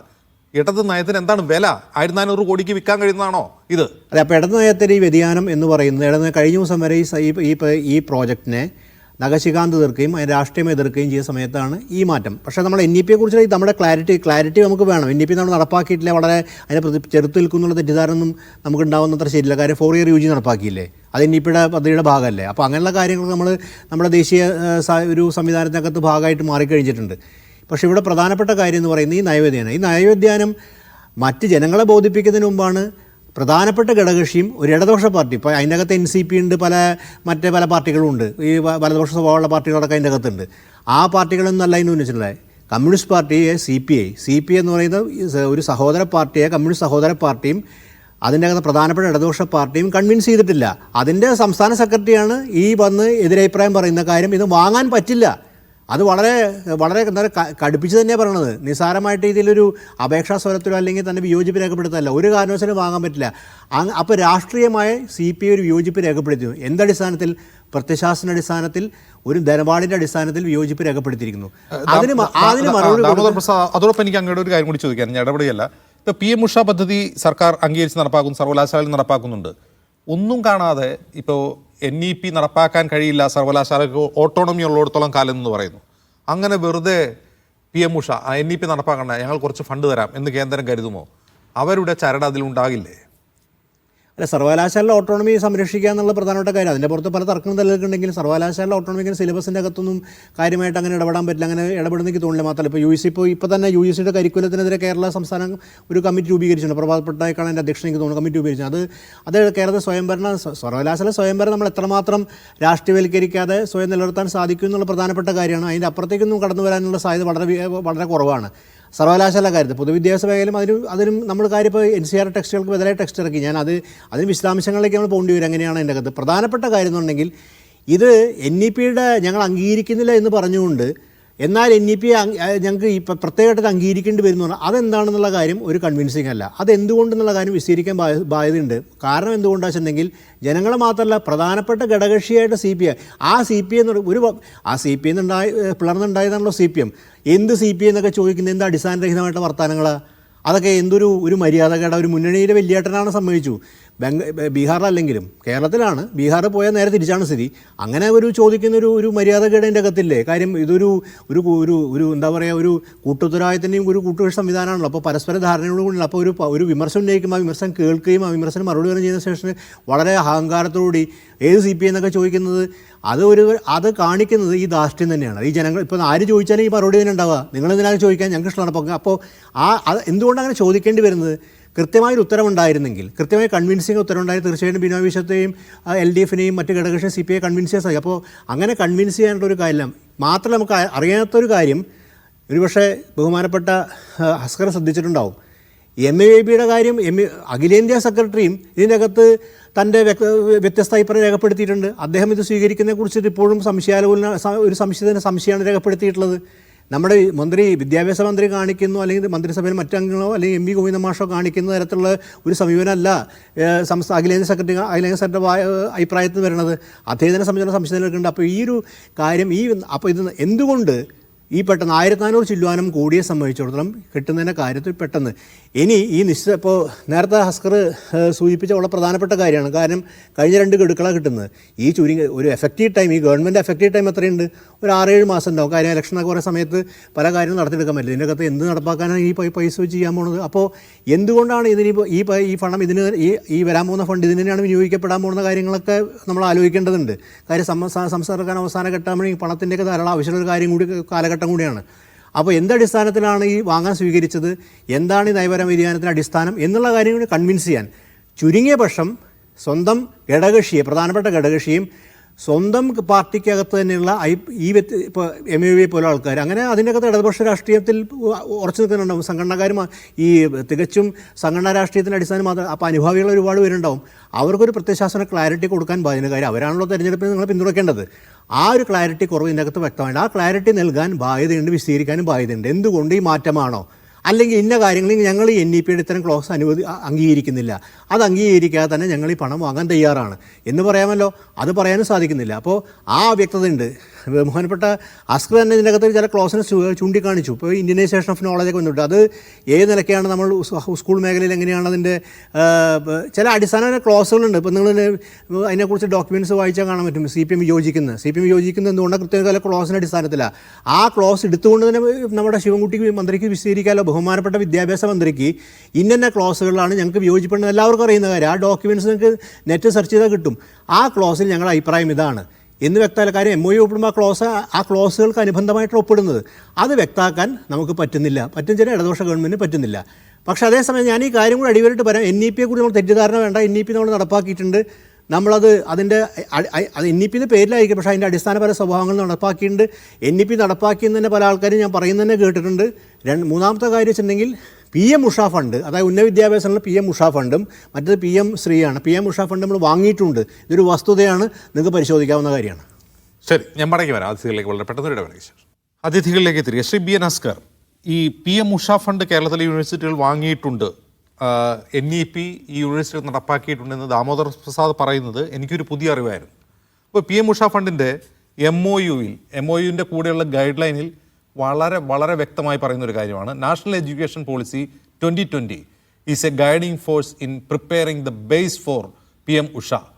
NEP has identified some of the major problems currently faced by the higher education system in India എന്ന് പറഞ്ഞ് വിശദീകരിക്കുകയാണ്. ഇങ്ങനെ പറഞ്ഞിട്ടുള്ള ഒരു ഗൈഡ് ലൈനിൻ്റെ തൊട്ട് താഴെയാണ് MOU നമ്മൾ സൈൻ ചെയ്ത് പണം വാങ്ങിക്കൊണ്ടിരിക്കുന്നത്. എന്നിട്ടോ മറുവശത്ത് പൊതുവിദ്യാഭ്യാസ രംഗത്ത് മാത്രം ഞങ്ങൾ വലിയ വിപ്ലവമായെടുത്തും NEP-ക്കെതിരെ ഇപ്പോഴിതാ പൈസയും വാങ്ങി NEP പൊതുവിദ്യാഭ്യാസ രംഗത്ത് നടപ്പാക്കാൻ പോകുന്നു. ഇതിനാണ് കാപട്യം എന്ന് പറയുന്നത്. അജിംസ്, ഇതിൽ ഏറ്റവും പരമപ്രധാനം ഇന്ത്യയിൽ നടന്നിട്ടുള്ള വിദ്യാഭ്യാസ പരീക്ഷണങ്ങളെ സംബന്ധിച്ച് മനസ്സിലാക്കണം. നമുക്കുണ്ടായിരുന്നത് ഒരു കൊളോണിയൽ എഡ്യൂക്കേഷൻ സിസ്റ്റത്തിന്റെ ഭാഗം ഒരു മെക്കാളെ കൊണ്ടുവന്ന 1836 കൊണ്ടുവന്ന ഒരു വിദ്യാഭ്യാസ പദ്ധതിയാണ് ഇന്ത്യ ഒട്ടാകെ ഉണ്ടായിരുന്നത്. അത് അവർക്ക് ആവശ്യമുള്ള ഗുമസ്തന്മാരെ സൃഷ്ടിക്കുക എന്നുള്ളതായിരുന്നു. 1966 കോത്താരി കമ്മീഷൻ റിപ്പോർട്ടിന്റെ അടിസ്ഥാനത്തിൽ നമുക്കൊരു വിദ്യാഭ്യാസ നയമുണ്ട്. അപ്പോഴും ആ ബൈലിംഗ്വൽ കരിക്കുലത്തെ വളരെ കൃത്യമായി എതിർത്ത ഒരു സംസ്ഥാനമാണ് തമിഴ്നാട്. നമ്മൾ അത് അക്സെപ്റ്റ് ചെയ്തു. ഹിന്ദി അടക്കമുള്ള ഭാഷകൾ നമ്മൾ വളരെ കൃത്യമായി സ്കൂളുകൾ മുതൽ പഠിപ്പിച്ചു വരുന്നുണ്ട്. വീണ്ടും 86 വിദ്യാഭ്യാസ സിസ്റ്റത്തെയും തമിഴ്നാട് എതിർത്തു, പക്ഷേ കേരളം അത് അംഗീകരിക്കുകയായിരുന്നു. 92 വിദ്യാഭ്യാസ ഇതുപോലെ ദേശീയ വിദ്യാഭ്യാസ പദ്ധതി വന്നു, അതും നമ്മൾ അംഗീകരിച്ചു. 2020 വിദ്യാഭ്യാസ പദ്ധതിയിൽ ചില കാപഢ്യങ്ങളുണ്ട് എന്നുള്ളത് വളരെ വസ്തുതാപരമായി ഇടതുപക്ഷം അതിന് വിയോജിപ്പ് രേഖപ്പെടുത്തിയിട്ടുണ്ട്. ആ വിയോജിപ്പ് തന്നെയാണ് ഉള്ളത്. പക്ഷേ അടിസ്ഥാനപരമായ ചില വസ്തുതകൾ കൂടി നാം യാഥാർത്ഥ്യബോധത്തോടു കൂടി സമീപിക്കണം. കാരണം നമുക്കിപ്പോൾ ഉള്ള വിദ്യാഭ്യാസ സമ്പ്രദായം 10+2+3 ആണ്. പക്ഷേ ഇന്ത്യയിലെ 33 സംസ്ഥാനങ്ങളും കേന്ദ്രഭരണ പ്രദേശവും ഒരു വിദ്യാഭ്യാസ സമ്പ്രദായത്തെ അംഗീകരിച്ചു കഴിഞ്ഞു. 5+3+3+4 എന്ന് പറയുന്ന വിദ്യാഭ്യാസ സമ്പ്രദായത്തെ അംഗീകരിച്ചു കഴിഞ്ഞു. കേരളം ഇപ്പൊ പറയും, ഇപ്പൊ ഈ കേരളം 4 വർഷ ബിരുദ സംവിധാനങ്ങൾ ഇപ്പോൾ നടപ്പിലാക്കിക്കൊണ്ടിരിക്കുന്നു ഈ വർഷം മുതൽ. അപ്പോൾ അതുകൊണ്ട് നമ്മൾ നാഷണൽ എഡ്യൂക്കേഷൻ പോളിസി അതിവിടെ ഇംപ്ലിമെന്റ് ചെയ്തു എന്നൊരു വാദമുഖം ഉന്നയിച്ചാൽ അങ്ങനെ നമുക്കിതിനെ കരുതാനാവില്ല. മറിച്ച് നാളെ നമുക്ക് ഇന്ത്യ ഒട്ടാകെയുള്ള വിദ്യാഭ്യാസ സ്ഥാപനങ്ങളിൽ, ഉദാഹരണത്തിന് IIT അല്ലെങ്കിൽ all India institute of medical science, അതല്ലെങ്കിൽ ഐഷർ തുടങ്ങിയിട്ടുള്ള വലിയ വിദ്യാഭ്യാസ സ്ഥാപനങ്ങളിലേക്ക് യോഗ്യത നേടണമെങ്കിൽ ഈ 5+3+3+ എന്ന് പറയുന്ന സിസ്റ്റത്തിൽ പഠിച്ചാൽ മാത്രമേ നമ്മുടെ കുട്ടികൾക്ക് അവിടെ എത്താൻ കഴിയുള്ളൂ എന്നൊരു നിബന്ധന വന്നാൽ, അതേസമയം കേരളത്തിൽ CBSE സ്കൂളുകളിൽ പഠിക്കുന്ന കുട്ടികൾക്ക് ഈ നിബന്ധനയുടെ ഭാഗമായി ഇത്തരം വിദ്യാഭ്യാസ സ്ഥാപനങ്ങളിൽ അഡ്മിഷൻ എടുക്കുന്നതിന് തടസ്സം ഉണ്ടാവില്ല. അപ്പോൾ കേരളത്തിലെ സംസ്ഥാനത്തിന്റെ സർക്കാർ സ്കൂളുകളിൽ എയ്ഡഡ് സ്കൂളിലും പഠിക്കുന്ന കുഞ്ഞുങ്ങൾ പിന്നോക്കം പോകുന്ന ഒരു അവസ്ഥയിലേക്ക് വരും. അതൊരു യാഥാർത്ഥ്യ ബോധത്തോടു കൂടിയാണ് നമ്മൾ അതിനെ സമീപിക്കേണ്ടത്. രണ്ടാമത്തെ പ്രശ്നം ഇരുന്നതെന്ന് വെച്ചാൽ ഹയർ എഡ്യൂക്കേഷൻ കൗൺസിൽ നമ്മൾ രൂപീകരിക്കുന്നില്ല. ഇന്ത്യയിലെ പല സംസ്ഥാനങ്ങളും വളരെ മുമ്പേ രൂപീകരിച്ചതാണ് ഈ ഹയർ എഡ്യൂക്കേഷൻ കൗൺസിൽ. കേരളം വളരെ പിന്നീടാണ് ഇത് രൂപീകരിച്ചത്. നമുക്ക് സർവകലാശാലകളുടെ സ്വയംഭരണാവകാശത്തെക്കുറിച്ചും നമ്മുടെ സർവകലാശാലയുടെ കരിക്കുലത്തെയും പാഠ്യപദ്ധതിയെക്കുറിച്ചും നമുക്ക് വ്യക്തമായ കാഴ്ചപ്പാടുണ്ട്. ആ കാഴ്ചപ്പാടിന്റെ അടിസ്ഥാനത്തിലാണ് അങ്ങനെ നിന്നത്. പക്ഷേ എന്ന് ചോദിച്ചു കഴിഞ്ഞാൽ ഇപ്പോൾ ഈ പറയുന്ന PM ഉഷ അടക്കമുള്ള നിരവധി പദ്ധതികൾ UGCയുടെ ഗ്രാന്റ് അടക്കം നമ്മൾ വാങ്ങുന്നുണ്ട്. ഇതൊന്നും നമുക്ക് കിട്ടുന്ന ഔദാര്യങ്ങളല്ല, ഇതെല്ലാം നമ്മുടെ അവകാശങ്ങളാണ്. നമ്മുടെ ഉന്നത വിദ്യാഭ്യാസ രംഗത്ത് അവകാശങ്ങളാണ്. നമ്മൾ മറ്റ് സംസ്ഥാനങ്ങളെ അപേക്ഷിച്ച്, ഇന്ത്യയിലെ മറ്റ് സംസ്ഥാനങ്ങളെ അപേക്ഷിച്ച് നമുക്ക് വലിയ തോതിൽ വിദ്യാഭ്യാസ രംഗത്ത് ഉയർച്ചയുണ്ടായിട്ടുണ്ട്, മാറ്റങ്ങൾ ഉണ്ടായിട്ടുണ്ട്, നമ്മുടെ ഇൻഫ്രാസ്ട്രക്ചർ ഗ്രോത്ത് ഉണ്ടായിട്ടുണ്ട്. ഇപ്പൊ PM ശ്രീ പറയുന്ന പാരാമീറ്റേഴ്സ് നോക്കിക്കഴിഞ്ഞാൽ നമ്മൾ എത്രയോ സ്കൂളുകൾ ആ പാരാമീറ്റേഴ്സ് ഒക്കെ എന്നേ അച്ചീവ് ചെയ്ത് കഴിഞ്ഞു. ആ അച്ചീവ് ചെയ്ത് കഴിഞ്ഞതിന് ശേഷം ഇപ്പൊ PM ശ്രീ ഇതിലിപ്പോൾ തന്നെ നമുക്കറിയാം, പാർലമെന്ററി കമ്മിറ്റി പറഞ്ഞു PM ശ്രീ നടപ്പിലാക്കിയില്ല എന്നുള്ളത് കൊണ്ട് സംസ്ഥാനത്തിന് SSAയുടെ പൈസ കൊടുക്കാൻ പാടില്ല, തടഞ്ഞു വെക്കുന്നത് ശരിയല്ല എന്ന് പാർലമെന്ററി കമ്മിറ്റി പറഞ്ഞു. ഹൈബി ഈഡൻ 2024 ഡിസംബറിൽ ചോദിച്ച ചോദ്യത്തിന് ജയന്ത് ചൗധരി പാർലമെന്റ് മറുപടി പറഞ്ഞു, SSAയുടെ പൈസ കൊടുക്കണമെങ്കിൽ PM ശ്രീയിൽ ഒപ്പിട്ടാൽ മാത്രമേ പൈസ കൊടുക്കുള്ളൂ എന്ന് പറഞ്ഞു. ഇത് രാഷ്ട്രീയമാണ്. മാത്രമല്ല ജോൺ ബ്രിട്ടോസ് രാജ്യസഭയിൽ ചോദിച്ചപ്പോൾ ധർമ്മേന്ദ്ര പ്രധാൻ വിദ്യാഭ്യാസ മന്ത്രി പറഞ്ഞു SSAയുടെ കണക്ക് പൈസ തരണമെന്നുണ്ടെങ്കിൽ കൃത്യമായി നിങ്ങൾ PM ശ്രീയിൽ ഒപ്പിട്ട് ആ പദ്ധതി അവിടെ നടപ്പിലാക്കണം, എന്നാൽ മാത്രമേ SSAയുടെ പണം നൽകൂ. ഇത് രാഷ്ട്രീയമായിട്ടുള്ള പ്രതിഷേധമാണ്, കേരളത്തോട് കാണിക്കുന്ന അവഗണനയാണ്. ഇവിടെ കേരളത്തിലെ കോൺഗ്രസ് അടക്കം കേരളത്തിലെ മുഴുവൻ ജനങ്ങളും ഒരുമിച്ച് ഇക്കാര്യത്തിൽ ഒറ്റക്കെട്ടായി നിൽക്കണം. ഇപ്പോൾ അത് പറയുമ്പോൾ നമ്മൾ PM ശ്രീ നടപ്പിലാക്കി കഴിഞ്ഞു എന്ന അർത്ഥത്തിൽ വേണ്ട. PM ശ്രീയും നാഷണൽ എഡ്യൂക്കേഷൻ പോളിസിയെ സംബന്ധിച്ചും CPM-നുള്ളിലും ഇടതുപക്ഷ ജനാധിപത്യ മുന്നണിയിലും അപ്പോൾ ഹസ്കർ പറയുന്നത് തമിഴ്നാട്ടിലെ DMK PM ശ്രീ നടപ്പാക്കുന്നില്ല, അത് വേണ്ട എന്ന് തീരുമാനിക്കുക. കാരണം NEP അത് പിൻവാതിലൂടെ വരുന്നു എന്നുള്ളതുകൊണ്ടാണ്. അവർ PM ഉഷയും നടപ്പാക്കുന്നില്ല, അതും അതിനെ കാരണം NEP പിൻവാതിലൂടെ വരുന്നു എന്നുള്ളതുകൊണ്ടാണ്. അപ്പോൾ അവർ വൈകാരികമായ രാഷ്ട്രീയ ലക്ഷ്യത്തോടെ ഇതിനെ എതിർക്കുന്നു, പ്രായോഗിക ബുദ്ധിയില്ലാതെ എതിർക്കുന്നു, അവർ പണം നഷ്ടപ്പെടുന്നു എന്നാണോ കാണേണ്ടത്? അതല്ല, അവർ കൃത്യമായ ഒരു രാഷ്ട്രീയ പൊസിഷനിൽ നിന്നുകൊണ്ടാണ് അതിനെ എതിർക്കുന്നത് എന്നുകൊണ്ടാണ്. അപ്പോൾ നോക്കൂ, ഈ NEPയെ സംബന്ധിച്ചുള്ള ഏറ്റവും പ്രധാനപ്പെട്ട പ്രശ്നം അത് ഫെഡറലിസത്തിന് മേലുള്ള കടന്നുകയറ്റമാണ് എന്നുള്ളതാണ്. ഒരു കൺകറന്റ് ലിസ്റ്റിൽപ്പെട്ട ഒരു വിഷയത്തിൽ സംസ്ഥാനങ്ങളുമായി യാതൊരു തരത്തിലുള്ള കൺസൾട്ടേഷനും ഇല്ലാതെ അവരൊരു നയം തീരുമാനിക്കുന്നു, അത് അടിച്ചേൽപ്പിക്കുന്നു എന്നുള്ളതാണ്. അപ്പോൾ ഇവിടെ LDF സർക്കാരിന് ജനങ്ങൾ തെരഞ്ഞെടുത്ത് അയച്ചിട്ടുള്ളത് BJP സർക്കാരിൻ്റെ തിട്ടൂരങ്ങൾക്കനുസരിച്ച്, അവരുടെ നയത്തിനനുസരിച്ച് വഴങ്ങിക്കൊടുക്കാനാണോ, അതല്ല രാഷ്ട്രീയമായി എതിരിടാനാണോ? ഈ ചോദ്യം LDFന് വോട്ട് ചെയ്യുന്ന CPM-ന് വോട്ട് ചെയ്യുന്ന ആളുകൾ ചോദിക്കില്ലേ? അല്ല അജിംസ്, 1964 കോത്താരി കമ്മീഷൻ വന്നപ്പോഴും ആ റിപ്പോർട്ടും തമിഴ്നാട് അംഗീകരിച്ചിട്ടില്ല, തമിഴ്നാട് നടപ്പിലാക്കിയില്ല. അവിടെ ഹിന്ദി എന്ന് പറയുന്നത് മീഡിയം ഓഫ് എഡ്യൂക്കേഷൻ അല്ല ഇപ്പോഴും. ഇത്ര വർഷമായിട്ടും അവർ ഹിന്ദി നമുക്ക് പ്രശ്നമല്ലോ അസ്കർ. ഹിന്ദി അല്ലല്ലോ നമ്മുടെ പ്രശ്നം. നമ്മൾ ഹിന്ദി പഠിക്കാൻ തയ്യാറാണ്, മുമ്പേ തയ്യാറാണ്. നമ്മൾ ഹിന്ദി പഠിക്കാൻ തയ്യാറാണ്, ഹിന്ദി മുമ്പേ. നമ്മുടെ പ്രശ്നം എന്താണ്? നമ്മുടെ പ്രശ്നം ഒന്ന് ഫെഡറലിസത്തിന് മേലുള്ള കടന്നുകയറ്റം, രണ്ട് പക്ഷെ തമിഴ്നാട് അപ്പോഴും തയ്യാറല്ല, രണ്ട് ചരിത്രത്തിന്റെയും വിദ്യാഭ്യാസത്തിന്റെയും കാവ്യവൽക്കരണം. ഇത് രണ്ടുമാണ് നമ്മുടെ പ്രശ്നം. അല്ല, അതിനെ സംബന്ധിച്ച് ഞാൻ പറഞ്ഞുതരാം. 4.31 ക്ലോസിൽ NEP 2020 4.31 ക്ലോസിൽ വളരെ കൃത്യമായിട്ട് പറയുന്നു, സ്റ്റേറ്റിന് കരിക്കുലം തീരുമാനിക്കാൻ, പാഠ്യപദ്ധതി തീരുമാനിക്കാനുള്ള അവകാശം സംസ്ഥാനങ്ങൾക്കുണ്ട്. അതിന്റെ ഒരു ഉദാഹരണം ഞാൻ പറഞ്ഞാൽ, സ്റ്റേറ്റ് ഈ ഹയർ സെക്കൻഡറി ലെവൽ വരെയുള്ള സ്റ്റേറ്റ് ബോർഡാണ് അതിന്റെ സിലബസ് തീരുമാനിക്കുന്നത്. ആ സ്റ്റേറ്റ് ബോർഡിലേക്ക് കരിക്കുലവും സിലബസും തീരുമാനിക്കുന്ന കാര്യത്തിൽ ഇടപെടുന്നതിന് കേന്ദ്രത്തിന് കഴിയില്ല. അതൊരു വസ്തുത തന്നെയാണ്. മാത്രമല്ല, കേന്ദ്രം ഈ നാഷണൽ എഡ്യൂക്കേഷൻ പോളിസി നടപ്പിലാക്കുന്നത് വഴി വിദ്യാഭ്യാസം നടത്തുന്ന സ്ഥാപനങ്ങളെ മുഴുവൻ കേന്ദ്രീകൃത സ്വഭാവത്തിൽ ആക്കുക എന്നുള്ള ഉദ്ദേശമാണ്. നമുക്കിപ്പോൾ UGCയിലൊക്കെ സംഭവിച്ചിരിക്കുന്ന സർവകലാശാലകളുടെ നിയന്ത്രണം UGC വഴി കൈകാര്യം ചെയ്യാം പോലെയുള്ള ഒരു അവർക്ക് ഇടപെടാൻ കഴിയാത്ത വിധം ഇനി വരാൻ പോകുന്ന സർക്കാരും എല്ലാം ചെറുത്ത് നിൽക്കുമെന്ന് തന്നെ കരുതുക. അക്കാദമിക് കാര്യങ്ങൾ അവരെ ഇടപെടാൻ കഴിയാത്തവരെ നമ്മൾ ഫൈറ്റ് ചെയ്ത് നിൽക്കും. അതിപ്പോൾ UDF ആയാലും LDF. ഞാൻ ഒറ്റ കാര്യം ചോദിക്കട്ടെ, ഈ ഫണ്ട് ഉപയോഗിച്ച് നിർമ്മിക്കുന്ന സ്കൂളുകളിൽ മോദിജിയുടെ ഫോട്ടോ കൈകൂപ്പി നിൽക്കുന്ന ഫോട്ടോ വേണം. ആ ഫോട്ടോ കണ്ടുകൊണ്ടാണ് കുട്ടികൾ സ്കൂളിൽ പോകുന്നത്. അതിന് പിന്നിൽ കൃത്യമായ രാഷ്ട്രീയ ലക്ഷ്യമുണ്ട്. അതൊക്കെ അങ്ങ് അംഗീകരിക്കാൻ വേണ്ടിയാണോ LDFന് ജനങ്ങൾ വോട്ട് ചെയ്ത് ജയിപ്പിച്ചത്? അജിംസെ, അതിൽ അങ്ങ് അതൊക്കെ തെറ്റിദ്ധരിച്ചിരിക്കുന്നതുകൊണ്ടാണ്. PM ശ്രീ സ്കൂളുകളുടെ മുന്നിൽ മോഡിയുടെ പടം വെക്കണമെന്ന് ആ പദ്ധതിയിൽ എവിടെയില്ല. അങ്ങ് ഇപ്പോൾ PM ശ്രീ നടപ്പിലാക്കിയിട്ടുള്ള ഇന്ത്യയിലെ മറ്റിതര സ്കൂളുകളിൽ 33 സംസ്ഥാനത്തെ സ്കൂളുകൾ ഒരിടത്തും ചില സ്കൂളുകളിൽ വെച്ചിട്ടുണ്ട്, ഞാനത് അംഗീകരിക്കാം. UPയിലെ ചില സ്കൂളുകളിൽ, ബീഹാറിലെ ചില സ്കൂളുകളിലൊക്കെ ചിത്രമുണ്ട്. പക്ഷെ ബാക്കി ഒരു സ്കൂളുകളിലും വെക്കണമെന്ന് നിർബന്ധം ഇല്ല. അതുകൊണ്ട് കേരളത്തിൽ എന്തായാലും അത് വെക്കാൻ പോകുന്നില്ല. ഇനി അഥവാ PM ശ്രീ നടപ്പിലാക്കിയാലും PM ശ്രീ പദ്ധതി ഇവിടെ നടപ്പിലാക്കണോ വേണ്ടയോ എന്നുള്ള കാര്യത്തിൽ നാളിതുവരെ തീരുമാനമെടുത്തിട്ടില്ല. മന്ത്രി അത്ര ഒരു അഭിപ്രായം പറഞ്ഞു.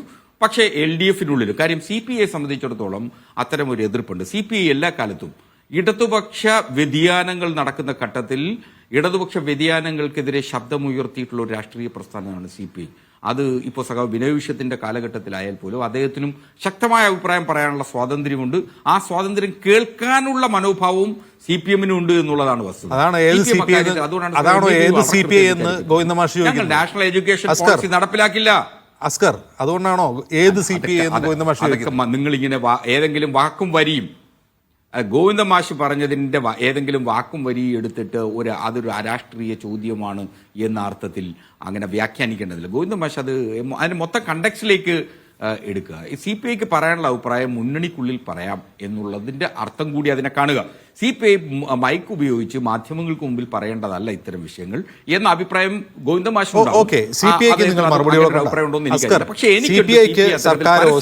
മറുപടി കൊടുക്കണ്ട, നിങ്ങൾ അത് മുന്നണിക്കുള്ളിലോ LDF യോഗം കൂടുമ്പോഴോ പറഞ്ഞോളൂ. ഓക്കെ, അത് വേറെ വിഷയം. ചിലപ്പോൾ വിനോദ് വിശ്വം ഇനി അത് പറഞ്ഞുകൊണ്ടിരിക്കുക, അത് പോട്ടെ. എൻ്റെ ചോദ്യം, LDFനെ വോട്ട് ചെയ്ത ആൾക്കാരുണ്ടല്ലോ, ആ വോട്ട് ചെയ്തത് ഇത്തരത്തിൽ ഫണ്ടുകളുടെ സമ്മർദ്ദത്തിൽ രാഷ്ട്രീയ നിലപാട് മാറ്റാൻ വേണ്ടിയാണോ? അങ്ങനെയാണെങ്കിൽ നേരത്തെ ആവാമായിരുന്നല്ലോ, PM ശ്രീ നേരത്തെ നടപ്പാക്കായിരുന്നു. ഇതുവരെ എന്തുകൊണ്ട് ഫൈറ്റ് ചെയ്തു? ആ ഒരു ചോദ്യമുണ്ട്. രണ്ടാമത്, ഈ ഫണ്ട് മാത്രമല്ല, എത്രയോ ഫണ്ടുകളുടെ കാര്യത്തിൽ തമിഴ്നാടിനെയും കേരളത്തെയും ഉൾപ്പെടെയുള്ള പ്രതിപക്ഷ സംസ്ഥാനങ്ങളെ കേന്ദ്ര സർക്കാർ ബുദ്ധിമുട്ടിച്ചുകൊണ്ടിരിക്കുകയാണ്. അപ്പോൾ ഇങ്ങനെ വഴങ്ങാൻ തുടങ്ങിയാൽ എവിടെ വരെ വഴങ്ങും? അങ്ങനെയല്ല, ഇതൊരു വഴങ്ങലിന്റെയോ കീഴടങ്ങലിന്റെയോ രീതിയിലേക്ക് ഇതിനെ വ്യാഖ്യാനിക്കുന്നിടത്താണ് നമുക്ക് പ്രശ്നം ഉണ്ടാവുക. ഇതിനെ നമ്മൾ പോസിറ്റീവായിട്ട് കാണുക.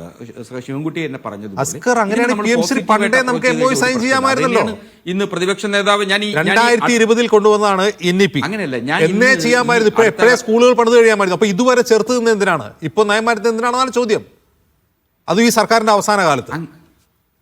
അങ്ങനെയല്ല, NEP അങ്ങനെയല്ല. ഇതിൽ വളരെ കൃത്യമായിട്ട് ഇപ്പോൾ ഞാൻ പലപ്പോഴും ശ്രീ VD സതീശൻ പലപ്പോഴും കാണുന്നതിനെയൊക്കെ വിമർശിക്കുകയും സർക്കാർ ചെയ്യുന്ന പ്രവൃത്തികളെ എല്ലാം വിമർശിക്കുക എന്നാണ് പ്രതിപക്ഷ നേതാവിന്റെ ഉത്തരവാദിത്വം എന്ന രീതിയിൽ പെരുമാറുന്ന ഒരാളാണ്. പക്ഷേ ഇന്ന് അദ്ദേഹം വളരെ കാര്യപ്രാപ്തിയോടുകൂടിയാണ് മറുപടി പറഞ്ഞിട്ടുള്ളത്.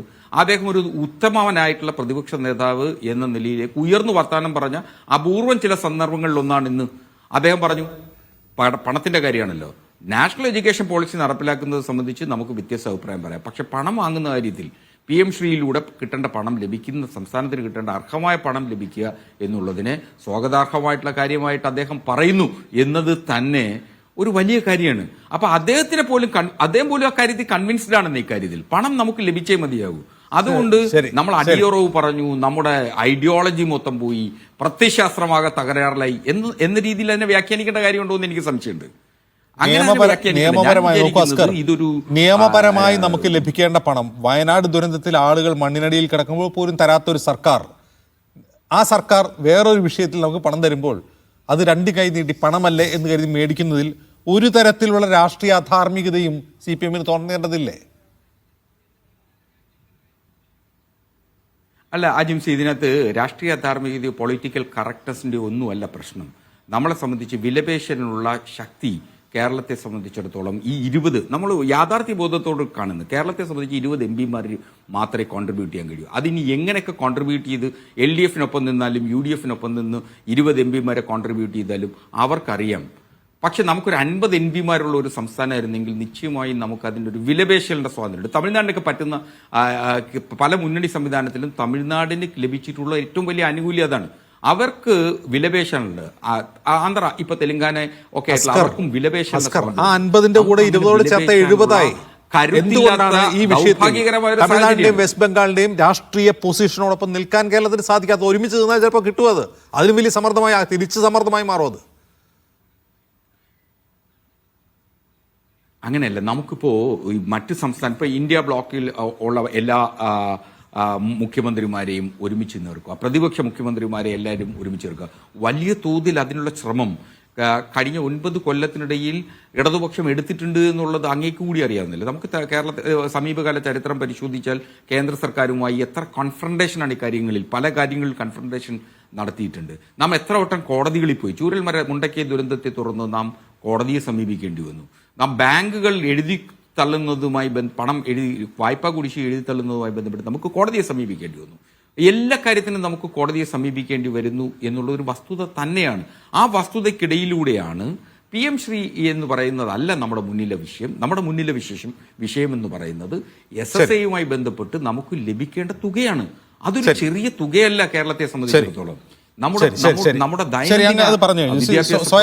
ഇത് അത്യാവശ്യമാണ്. സോയ ജോസഫ്, ഇവിടെ സതീശനെ അഭിനന്ദിക്കുകയാണ് അസ്കർ. സർക്കാർ അനുകൂലമായ നിലപാട് സ്വീകരിച്ചല്ലോ, അദ്ദേഹത്തിന് പ്രായോഗിക ബുദ്ധിയുണ്ടെന്ന് പറഞ്ഞുകൊണ്ട്. പക്ഷേ ആ ഒരു പ്രശംസ KC വേണുഗോപാലിന് കിട്ടുന്നില്ല. കാരണം KC വേണുഗോപാലിന് വ്യത്യസ്തമായ നിലപാടാണെന്ന് അസ്കറിന് അറിയാം. അതിനർത്ഥം എന്താണ്? ഇത് സതീശനും KC വേണുഗോപാലും തമ്മിലുള്ള വ്യക്തിപരമായ അഭിപ്രായ ഭിന്നതയാണ്.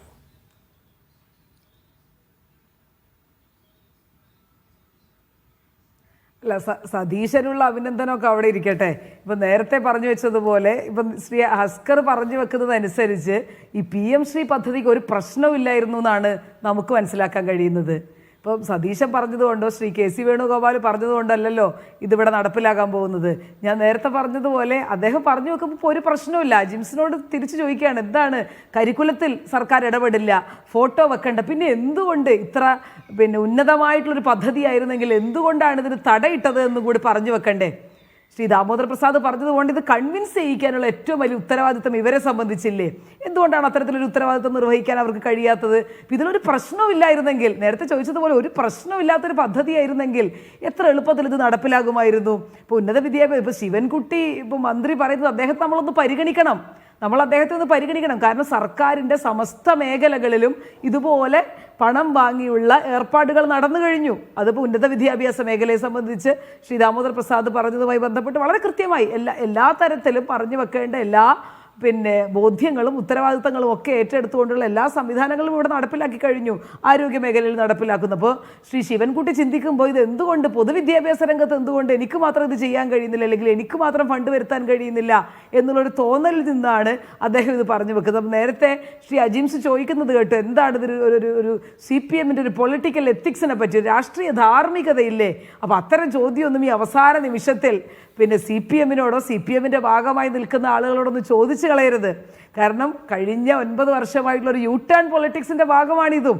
അപ്പോൾ RSSന്റെ കാര്യത്തിലും BJPയെ പ്രതിരോധിക്കുന്ന കാര്യത്തിലും ഒക്കെ പണം വരുമ്പോൾ ഒരല്പം ഒന്ന് കുനിഞ്ഞു കൊടുത്താൽ മതി, അല്ലെങ്കിൽ നടുവൊന്ന് വളച്ചു കൊടുത്താൽ മതി എന്നുള്ള സമീപനം തന്നെയാണ് ഇക്കാര്യത്തിലുള്ളത് എന്നുള്ള കാര്യത്തിൽ യാതൊരു സംശയവും വേണ്ട. അപ്പോൾ അതുകൊണ്ട് ഇത്തരത്തിലുള്ള ഘടനാപരമായിട്ടുള്ള മാറ്റങ്ങളൊക്കെ നമ്മൾ അംഗീകരിക്കുന്നു. അദ്ദേഹം നേരത്തെ പറഞ്ഞു ഘടനാപരമായിട്ടുള്ള മാറ്റം പ്രശ്നമാണ്, അത് നമ്മൾ അംഗീകരിക്കുന്നു. എന്തുകൊണ്ട് ഒരു വിദ്യാഭ്യാസത്തിൻ്റെ സംവിധാനത്തിൽ നിന്നുകൊണ്ട് ഞങ്ങൾ ഇന്ന പ്രശ്നങ്ങളെ ഞങ്ങൾക്ക് അംഗീകരിക്കാൻ കഴിയില്ല എന്ന് പറയാനുള്ള രാഷ്ട്രീയ ആർജവത്തിലേക്ക് എന്തുകൊണ്ട് CPM വളരാൻ കഴിയുന്നില്ല? ഇപ്പം അദ്ദേഹം നേരത്തെ പറഞ്ഞു PM ശ്രീ അല്ല നമ്മുടെ പ്രശ്നം, നമ്മുടെ പ്രശ്നം SSA ആണ്. SSA ആണ് നമ്മുടെ പ്രശ്നമെങ്കിൽ SSAയുടെ ഭാഗമായിട്ട് തമിഴ്നാട് എങ്ങനെയാണ് ഫണ്ട് വാങ്ങിയത് എന്ന് അദ്ദേഹം പറയട്ടെ. ഇപ്പോൾ സുപ്രീം കോടതി പോലും വളരെ കർശനമായി, വളരെ യാതൊരു ദാക്ഷിണ്യവുമില്ലാതെ കേന്ദ്ര സർക്കാരിനെ വിമർശിക്കുകയും അത് സംസ്ഥാനങ്ങൾക്ക് തടഞ്ഞു വെക്കാനുള്ള, അവരുടെ ഫണ്ട് തടഞ്ഞു വെക്കാനുള്ള യാതൊരു അധികാരവുമില്ല എന്ന് പറഞ്ഞു വെച്ച സാഹചര്യം നമ്മൾ കണ്ടു. അപ്പം നിയമപരമായി നമുക്ക് നേരിടാൻ കഴിയും. മറ്റ് പോളിസികളുമായി ബന്ധപ്പെട്ട് നമുക്ക് പേപ്പർ വർക്ക് ഉൾപ്പെടെയുള്ള കാര്യങ്ങളുമായി ബന്ധപ്പെട്ട് അതിനെ എതിർക്കാനുള്ള സംവിധാനങ്ങൾ ഈ നാട്ടിലുണ്ട്. ഇതൊന്നും ചെയ്യാതെ ഒരു 1500 രൂപ അല്ലെങ്കിൽ 1500 കോടി രൂപ ലഭിക്കുമ്പോൾ ഇതൊക്കെ അങ്ങ് മറന്നു കളയാമെന്ന് ചിന്തിക്കുന്ന രാഷ്ട്രീയമായിട്ടുള്ള പാപ്പരത്വത്തിലേക്ക് CPM വീണ് കഴിഞ്ഞു എന്നുള്ളത് തന്നെയാണ് പറഞ്ഞു വെക്കുന്നത്. അപ്പോൾ അത് തീർച്ചയായും വളരെ കൃത്യമായി CPMൻ്റെ, കാരണം CPIയെ പോലും ബോധ്യപ്പെടുത്താൻ അവർക്ക് കഴിയുന്നില്ല. ഒരു വശത്ത് നിന്നുകൊണ്ട് ഇപ്പോൾ നേരത്തെ ശ്രീ MV ഗോവിന്ദൻ്റെ പ്രസ്താവനയ്ക്ക് എത്ര ലാഘവത്തോടു കൂടിയാണ് കഴിയുന്നത്. എന്ത് CPI എന്ന് ചോദിക്കുമ്പോൾ തിരിച്ചിന്ന് ബിനോയ് വിശ്വം ചോദിക്കുന്നുണ്ട് എന്ത് CPIM എന്ന് തിരിച്ച് ചോദിക്കേണ്ടി വരും. അദ്ദേഹം മറുപടി പറയുന്നുണ്ട് എന്ത് CPIM എന്ന് ഞങ്ങൾ തിരിച്ചു ചോദിക്കും എന്ന് വളരെ കൃത്യമായിട്ടുള്ള മറുപടി പൊതുസമൂഹത്തിൻ്റെ മുൻപിൽ നിൽക്കുന്നുണ്ട് എന്നുള്ളത് തന്നെ വളരെ വ്യക്തമായിട്ട്. ഇപ്പം ഞാൻ വിദ്യാർത്ഥി സംഘടനകളുടെ ഒരു കാര്യം കൂടി പറഞ്ഞു പോകാം. കാരണം കേരളത്തിൽ CPMൻ്റെ നാവായി പ്രവർത്തിക്കുന്ന ഒരു സംഘടനയാണ് SFI. കാരണം CPM എപ്പോഴും, അല്ലെങ്കിൽ ഭരണകൂടം പ്രതിരോധത്തിലാകുമ്പോൾ ഒരു ഗവർണർ SFI പോരിങ്ങനെ മുറുകുമായിരുന്നു എല്ലാ ഘട്ടത്തിലും. അപ്പോൾ ഒരു 3-4 ദിവസമായി നമ്മുടെ ഹിറ്റ്ലർ സിനിമയിൽ ചോദിക്കുന്നത് പോലെയാ, ഇവിടെ എവിടെയോ RSSനെ പ്രതിരോധിക്കുന്ന ഒരു സംഘടന ഉണ്ടായിരുന്നല്ലോ മക്കളെ, SFI. ആ SFIയെ കാണാനില്ല. അർലേക്കർക്കെതിരെയൊക്കെ വലിയ ഘോരഘോരം സംസാരിക്കുന്ന ആളുകൾ, അതുമായി ബന്ധപ്പെട്ട് കേരളത്തിൻ്റെ സർവകലാശാലകളെ കലാപഭൂമിയാക്കിയ ആളുകൾ. അപ്പോൾ ഇവർക്കൊന്നും ഇത്തരത്തിൽ യാതൊരു പ്രശ്നവുമില്ല. പ്രധാനമന്ത്രിയുടെ പടം വന്നാലും, ഇനി ഇവിടുത്തെ ചരിത്രം വളച്ച് ഒടിച്ച് എന്ത് തരത്തിൽ മാറ്റിയാലും, അപ്പോൾ ഇത്തരത്തിലൊക്കെ സർക്കാർ പറയുന്നതിനനുസരിച്ച്, പിണറായിസം പറയുന്നതിനനുസരിച്ച് RSSന് നടു വളഞ്ഞു കൊടുക്കാൻ യാതൊരു പ്രയാസവുമില്ലാത്ത രീതിയിലേക്ക് കേരളത്തിലെ ഈ ഇടതുപക്ഷത്തിൻ്റെ സംവിധാനങ്ങൾ, പ്രത്യേകിച്ച് CPIMൻ്റെ സംവിധാനങ്ങൾ മാറിയിരിക്കുന്ന ഒരു കാഴ്ചയാണ്. ഇപ്പോൾ CPIയുടെ പ്രതിരോധമൊക്കെ എത്ര ദിവസം ഉണ്ടാവുമെന്ന് കണ്ടറിയണം. അപ്പം എല്ലാ വിഷയത്തിലും ഈ തുടക്കത്തിൽ ഇത് പറഞ്ഞു വെക്കുകയും പിന്നീട് CPIMന് വാലാട്ടി പോവുകയും ചെയ്യുന്ന ഒരു സംവിധാനത്തിൻ്റെ, മുന്നണി സംവിധാനത്തിൻ്റെ രീതിയിൽ തന്നെയാണ് CPI നിൽക്കുന്നത് എന്നുള്ളത് കുറേ ദിവസങ്ങൾ അല്ലെങ്കിൽ കുറേ കാലങ്ങളായി നമ്മൾ കണ്ടുകൊണ്ടിരിക്കുന്നതാണ്. അപ്പോൾ അതുകൊണ്ട് തീർച്ചയായും ഇനി കൂടുതൽ കേരളത്തിൻ്റെ പൊതുഭൂമിയിൽ നിന്നുകൊണ്ട് കൂടുതൽ RSS വിരുദ്ധത സംസാരിക്കുമ്പോൾ അല്ലെങ്കിൽ BJP വിരുദ്ധതയൊക്കെ സംസാരിക്കുമ്പോൾ ഇത്തരം കാര്യങ്ങൾക്ക് കൂടി മറുപടി പറഞ്ഞിട്ട് വേണം എന്നുള്ളത് തന്നെയാണ് വാസ്തവം. ശരി, ദാമോദർ പ്രസാദ്, ഇപ്പോൾ ഈ RSS വിരുദ്ധത സംസാരിക്കുന്ന CPM എന്ന ഒരു പദപ്രയോഗം എല്ലാവർക്കും യോജിക്കുന്നതാണോ എന്നറിയില്ല. കാരണം RSS വിരുദ്ധതയും BJP വിരുദ്ധതയും ഇപ്പോൾ ഏറ്റവും കൂടുതൽ വോക്കലായി സംസാരിച്ചുകൊണ്ടിരിക്കുന്നത് വി ശിവൻകുട്ടി മാത്രമാണ്. ആക്ച്വലി അദ്ദേഹത്തെ കൂടി നിശബ്ദനാക്കുന്ന ഒന്നായി പോയില്ലേ ഈ U-turn? വി ശിവൻകുട്ടി RSS വിരുദ്ധത എന്ന് പറയുന്നത് സംബന്ധിച്ചിടത്തോളം അദ്ദേഹത്തിൻ്റെ സമീപനങ്ങൾ, അതിപ്പോൾ എനിക്ക് തോന്നുന്നത് ഇപ്പോൾ കഴിഞ്ഞ ദിവസങ്ങളിലൊക്കെ അദ്ദേഹത്തിൻ്റെ നിലപാടുകൾ വളരെ ശ്ലാഘനീയമായ നിലപാട് അദ്ദേഹം സ്വീകരിച്ചു. അത് നമ്മൾ അംഗീകരിക്കുക. അപ്പോൾ ഓരോ കാര്യം നമ്മൾ എടുക്കുന്ന നിലപാട് ശ്ലാഘനീയമായ കാര്യം ശ്ലാഘനീയമെന്ന് പറയാം. പക്ഷേ ഈ വിഷയത്തിൽ അദ്ദേഹത്തിന് ഇപ്പോൾ ഒരു ഒറ്റയ്ക്കുള്ള തീരുമാനമായിരിക്കില്ലോ. ഇപ്പോൾ ഒരു CPMൻ്റെ ഔദ്യോഗികമായ തീരുമാനമില്ലാതെ ഒരു വിദ്യാഭ്യാസത്തിൽ സ്വമേധയാ തീരുമാനിക്കുന്നത് നമുക്ക് വിചാരിക്കാൻ പറ്റില്ല. അതുപോലെ മുഖ്യമന്ത്രിയുടെ അഭിപ്രായം അതിൻ്റെ പുറത്തിൽ, മുഖ്യമന്ത്രിയുടെ മുദ്രയില്ലാത്ത ഒരു കാര്യവും ഈ സംസ്ഥാന സർക്കാരോ CPM നടപ്പാക്കുന്നില്ല. അപ്പോൾ ആ നിലയിൽ നിങ്ങൾ വേറെ കാര്യം അജിം ശ്രദ്ധിച്ചിട്ടുണ്ടാവും. ഈ അടുത്ത കാലത്ത് കേന്ദ്ര ആഭ്യന്തരമന്ത്രി അമിത്ഷായെ കണ്ട സമയത്ത് കേന്ദ്ര ആഭ്യന്തര വകുപ്പിൻ്റെ ദൃഷ്ടിയിൽ കേരളത്തിൽ മാവോയിസ്റ്റുകളില്ല. നമ്മുടെ മുഖ്യമന്ത്രിയാണ് അദ്ദേഹത്തോട് പറയുന്നത് കേരളത്തിൽ മാവോയിസ്റ്റുകൾ ഉൾപ്പെടെ ഇതിൽ എന്താ ഒഴിവാക്കിയെന്ന് ചോദിച്ച വാർത്ത ഞാൻ കണ്ടിരുന്നു. അതെന്തെങ്കിലും ഈ കേന്ദ്ര ഫണ്ട് കിട്ടാനാണോ? അല്ല, ഇപ്പോൾ കാര്യം എൻകൗണ്ടറായിട്ട് വലിയ തോതിൽ നടക്കേണ്ട കാര്യം ഒരു ഭാഗത്ത് നമ്മൾ ആലോചിക്കേണ്ട കാര്യം CPM അല്ല, ദാമോദർ പ്രസാദ്, എൻകൗണ്ടറിന് വേണ്ടി മാത്രമല്ല, ഈ മാവോയിസ്റ്റ് ഭീഷണി ഉള്ളതാണ് മുഖ്യമന്ത്രിയുടെ ചുറ്റും 10-100 കമാൻഡോകൾ കൂടിയുള്ളത്. പക്ഷെ ഒരു കാര്യം ആലോചിക്കേണ്ടത്, നമ്മുടെ അഖിലേന്ത്യാ സെക്രട്ടറി, CPMൻ്റെ അഖിലേന്ത്യാ സെക്രട്ടറിയാണ്, CPM അഖിലേന്ത്യാ നേതൃത്വമാണെങ്കിലും ഈ ബസ്തറിലും കച്ചിരോളിയിലും മാവോയിസ്റ്റുകളെ ഏറ്റുമുട്ടൽ കൊലപാതകം നടത്തുന്നത് എതിരെ നിലപാടെടുക്കുകയും അവരെ മാവോയിസ്റ്റുകളായിട്ട് സംഭാഷണത്തിലൂടെ മുഖ്യധാര കൊണ്ട നിലപാടുള്ള ആ സമയത്താണ് നമ്മുടെ ഇത് ഞാൻ വാർത്ത വായിച്ചതിൻ്റെ സ്ഥിരം എനിക്കല്ല വാർത്തയിൽ കണ്ടതാണ്. അപ്പോൾ ഇതിൻ്റെ അകത്തൊരു ഫണ്ടിൻ്റെ പ്രശ്നം. അപ്പോൾ ഇവിടെ പ്രധാനപ്പെട്ട കാര്യം ഈ ബഹുമായി നമ്മുടെ CPM-ൻ്റെ ഇടതുപക്ഷ നിരീക്ഷണനായിട്ടുള്ള ഹസ്കർ സൂചിപ്പിച്ച പോലെ ഒരു പ്രായോഗികത മാത്രമേ അതിൻ്റെ അകത്ത് പറയാനുള്ളത്, മറ്റൊന്നും പറയാനില്ല. പക്ഷേ അദ്ദേഹം ഒരു കാര്യം പറഞ്ഞ ഈ ദേശീയ വിദ്യാഭ്യാസ നയം ബന്ധപ്പെട്ട ഒരു കാര്യം പറയാം. ദേശീയ വിദ്യാഭ്യാസ നയം ബന്ധപ്പെട്ട് CPM നിലപാട് ഇപ്പോൾ ഇങ്ങനെയൊന്നുമല്ല. അതായത് ഈ കാലങ്ങളായിട്ട് CPM ഈ ദേശീയ വിദ്യാഭ്യാസ നയത്തെക്കുറിച്ച് CPM യോജിപ്പുണ്ട്. ഉദാഹരണത്തിന് 90കളിലാണ് രാജീവ് ഗാന്ധിയുടെ പുതിയ വിദ്യാഭ്യാസ നയം വന്നത്. അത് അതിൻ്റെ ഭാഗമായിട്ട് നവോദയ വന്നത്, അതിനെ എതിർത്തിട്ടുണ്ട്. ശക്തിയുക്ത തരത്തിലുള്ള നിങ്ങൾ നോക്കിയാൽ കാണാൻ പറ്റുക. ശക്തിയുക്തം വിദ്യാർത്ഥി സംഘടന എതിർത്തിട്ടുണ്ട്, CPM എതിർത്തിട്ടുണ്ട്. DPP ഈ ഇടതുപക്ഷ കോൺസ്റ്റിറ്റ്യുവൻസിൻ്റെ അകത്ത്, അതായത് വിശാലമായ ഇടതുപക്ഷ രാഷ്ട്രീയത്തിൻ്റെ അകത്ത് തന്നെ വലിയ തർക്കം വെച്ചിട്ടുണ്ടെങ്കിൽ 96 DPP സംസ്ഥാന സർക്കാർ നടപ്പാക്കാൻ വേൾഡ് ബാങ്ക് പ്രോജക്റ്റ് നിലയ്ക്കുള്ളതാണ്. അന്നൊക്കെ MN വിജയനെ പോലെ ആൾക്കാർ ഉന്നയിച്ച പ്രധാനപ്പെട്ട വിമർശനം അതായിരുന്നു, DPP എന്ന വേൾഡ് ബാങ്ക്. അപ്പോൾ CPM-ൻ്റെ അകത്ത് പല അഭിപ്രായ സ്ഥിരതയില്ലായ്മയും വ്യതിയാനമൊക്കെ മുമ്പേ സംഭവിച്ചിട്ടുണ്ട്. അതൊക്കെ പുതിയ കാര്യമൊന്നുമല്ല. പക്ഷേ ഇവിടെ പ്രധാനപ്പെട്ട കാര്യം കൺസിസ്റ്റൻ്റായിട്ടൊരു രാഷ്ട്രീയ ലൈൻ CPM ഈ ദേശീയ വിദ്യാഭ്യാസ നയവുമായി ബന്ധപ്പെട്ട് സ്വീകരിക്കുന്നുണ്ട്. അത് ആവർത്തിച്ച് പറയുന്നുണ്ട്. ചില പോസ്റ്റ് നടപടി എടുത്തിട്ടുണ്ട്, ഇല്ലയെന്ന് നമ്മൾ പറയാൻ പറ്റില്ല. നമുക്ക് എല്ലാத்தைയും കണ്ണടച്ച് ആക്ഷേപിക്കേണ്ട ആവശ്യമില്ല. അതേസമയം തന്നെ ഈ കാര്യത്തിൽ നമ്മുടെ അവ്യക്തത എന്ന് പറയുന്നത് അത് ഹസ്കർ വളരെ നന്നായി വിശദീകരിച്ചു. അതൊരു പ്രായോഗിക തലത്തിൽ വിശദീകരിച്ചു. പക്ഷേ എന്തുകൊണ്ട് നിങ്ങളുടെ ഔദ്യോഗിക നേതൃത്വം CPM, അദ്ദേഹം നമ്മളെയാണ് കൺവിൻസ് ചെയ്യാൻ ശ്രമിക്കുന്നത്. പക്ഷേ CPM-ന് ഔദ്യോഗിക നേതൃത്വം ഉണ്ടല്ലോ, ആ ഔദ്യോഗിക നേതൃത്വം ഏറ്റവും പ്രധാനപ്പെട്ട ഘടകകക്ഷിയെ മനസ്സിലാക്കി കൊടുക്കാൻ സാധിക്കില്ല. അപ്പോൾ അവിടെ വിയോജിപ്പ് നിലനിൽക്കുന്നുണ്ട്. മാത്രമല്ല അഖിലേന്ത്യാ സെക്രട്ടറി കൺവിൻസ്ഡ് അല്ല എന്നാണ് അദ്ദേഹത്തിൻ്റെ അഭിപ്രായ നിരീക്ഷണം മനസ്സിലാക്കുന്നത്. അപ്പോൾ കൺവിൻസ്ഡ് അല്ലാത്ത കാര്യം എന്തുകൊണ്ടാണ് അവർ കൺവിൻസ്ഡ് അല്ലാത്തത്? പ്രത്യയശാസ്ത്രപരമായിട്ട് ഐഡിയോളജികളുടെ ഡിഫറൻസും ഇതിനെക്കുറിച്ചുള്ള വ്യക്തതയില്ലായ്മ തന്നെയാണ്. അപ്പോൾ വെറും പ്രായോഗിക അടിസ്ഥാനത്തിൽ മാത്രമാണെങ്കിൽ അത് അവരും കൂടി കൺവിൻസ്ഡ് ആവണ്ടല്ലോ. അപ്പോൾ അവർ കൺവിൻസ്ഡ് അല്ല. അപ്പോൾ കൺവിൻസ്ഡ് അല്ലാത്ത സ്ഥിതിയിൽ എന്താണ് ഇതിൻ്റെ ഒരു ഭാവി ഭാഗതയം എന്നതിനെ കുറിച്ചിട്ട് വലിയൊരു സംശയം നിൽക്കുന്നുണ്ട്. രണ്ടാമത്തെ കാര്യം എന്ന് പറയുന്നത് എന്ത് തന്നെയാണെങ്കിലും നമ്മൾ NEP-യുടെ പല കാര്യങ്ങളും ഉന്നത വിദ്യാഭ്യാസം ഞാൻ നേരെ സൂചിപ്പിച്ച പോലെ പല നടപ്പാക്കിയിട്ടുണ്ട്. പക്ഷേ അതേസമയം തന്നെ ഇവിടുത്തെ പ്രധാനപ്പെട്ട കാര്യം എന്ന് പറയുന്നത് ഇതിൻ്റെ അകത്തൊരു വേറൊരു വിഷയം കൂടി ഇതിൻ്റെ അകത്ത് ഉണ്ട്. ഇപ്പോൾ റൈറ്റ് ടു എഡ്യൂക്കേഷൻ വളരെ പ്രധാനപ്പെട്ടൊരു നയം ഒരു UPA ഗവൺമെൻറ് കൊണ്ടുവന്നതാണ്. വളരെ അർത്ഥവത്തായ കാര്യം. അതിൽ നിന്ന് NEP വ്യതിയാനം സംഭവിക്കുന്ന കുറിച്ച് പല ആൾക്കാരും ആശങ്ക ഉന്നയിച്ചു. പ്രത്യേകിച്ച് PM ശ്രീപദ്ധതി മറ്റ് വിമർശനങ്ങൾ കാണാൻ പറ്റും. കേരളത്തിന്റെ LDF-ന്റെയും എല്ലാം നിലപാടിൽ അതും പിന്നെ പ്രധാനപ്പെട്ട നിലപാട് അതാണ്. LDF അവകാശപ്പെടുകയല്ല, CPM അവകാശപ്പെടുന്ന CPM ആ കാലത്ത് പിന്തുണയ്ക്കുന്ന സമയത്താണ് ആ റൈറ്റ് ടു എഡ്യൂക്കേഷൻ നടപ്പായെന്നുള്ളൊരു പ്രധാനപ്പെട്ട വാദ്യം ഉന്നയിക്കുന്നുമുണ്ട്. അതിലെന്തെങ്കിലും മാറ്റം സംഭവിക്കും തുടങ്ങിയ കാര്യങ്ങൾ പലതും വിശദീകരിക്കേണ്ടതുണ്ട്. ആ വിശദീകരിക്കാനുള്ള ബാധ്യത എന്ന് പറയുന്നത് വെറും 1400 കോടി ലഭിക്കുക എന്നുള്ളതല്ല. അത് സ്വന്തം കോൺസ്റ്റിറ്റ്യുവൻസിയോട്, ഇടതുപക്ഷ കോൺസ്റ്റിറ്റ്യുവൻസിയോട്, CP ഉൾപ്പെടെ വിശാല ഇടതുപക്ഷ കോൺസ്റ്റിറ്റ്യൂട്ടും ജനങ്ങളോടും തങ്ങളുടെ രാഷ്ട്രീയമായി ഒരു പറയാനുള്ള ബാധ്യതയുണ്ട്. അത് ഈ ന്യായീകരണം കൊണ്ടില്ല. അങ്ങനെയുള്ള കാര്യം വിശദീകരിക്കാനുള്ള ബാധ്യത ഈ മുട്ടാപ്പോക്ക് ന്യായം അല്ലെങ്കിൽ എന്തെങ്കിലും ചുടു ഉത്തരങ്ങൾ കൊണ്ട് നടക്കുന്ന കാര്യമില്ല. അത് വിശദീകരിക്കാനുള്ള ഏതാനും ദിവസങ്ങൾ മാത്രം ബാക്കി നിൽക്കെ കേന്ദ്ര സർക്കാരിനുള്ള ഒരു രാഷ്ട്രീയ നിലപാടിൽ സംസ്ഥാന സർക്കാരും LDF-ഉം CPM-ഉം വെള്ളം ചേർത്തോ എന്ന ചോദ്യത്തിന് ഇനിയുള്ള ദിവസങ്ങളിൽ ഒരുപക്ഷെ മറുപടി നൽകേണ്ടി വരും. വളരെ നന്ദി ശ്രീ സോയ ഹസ്കർ ദാമോദർ പ്രസാദ് ഇത്രയും സംസാരിച്ചതിന്.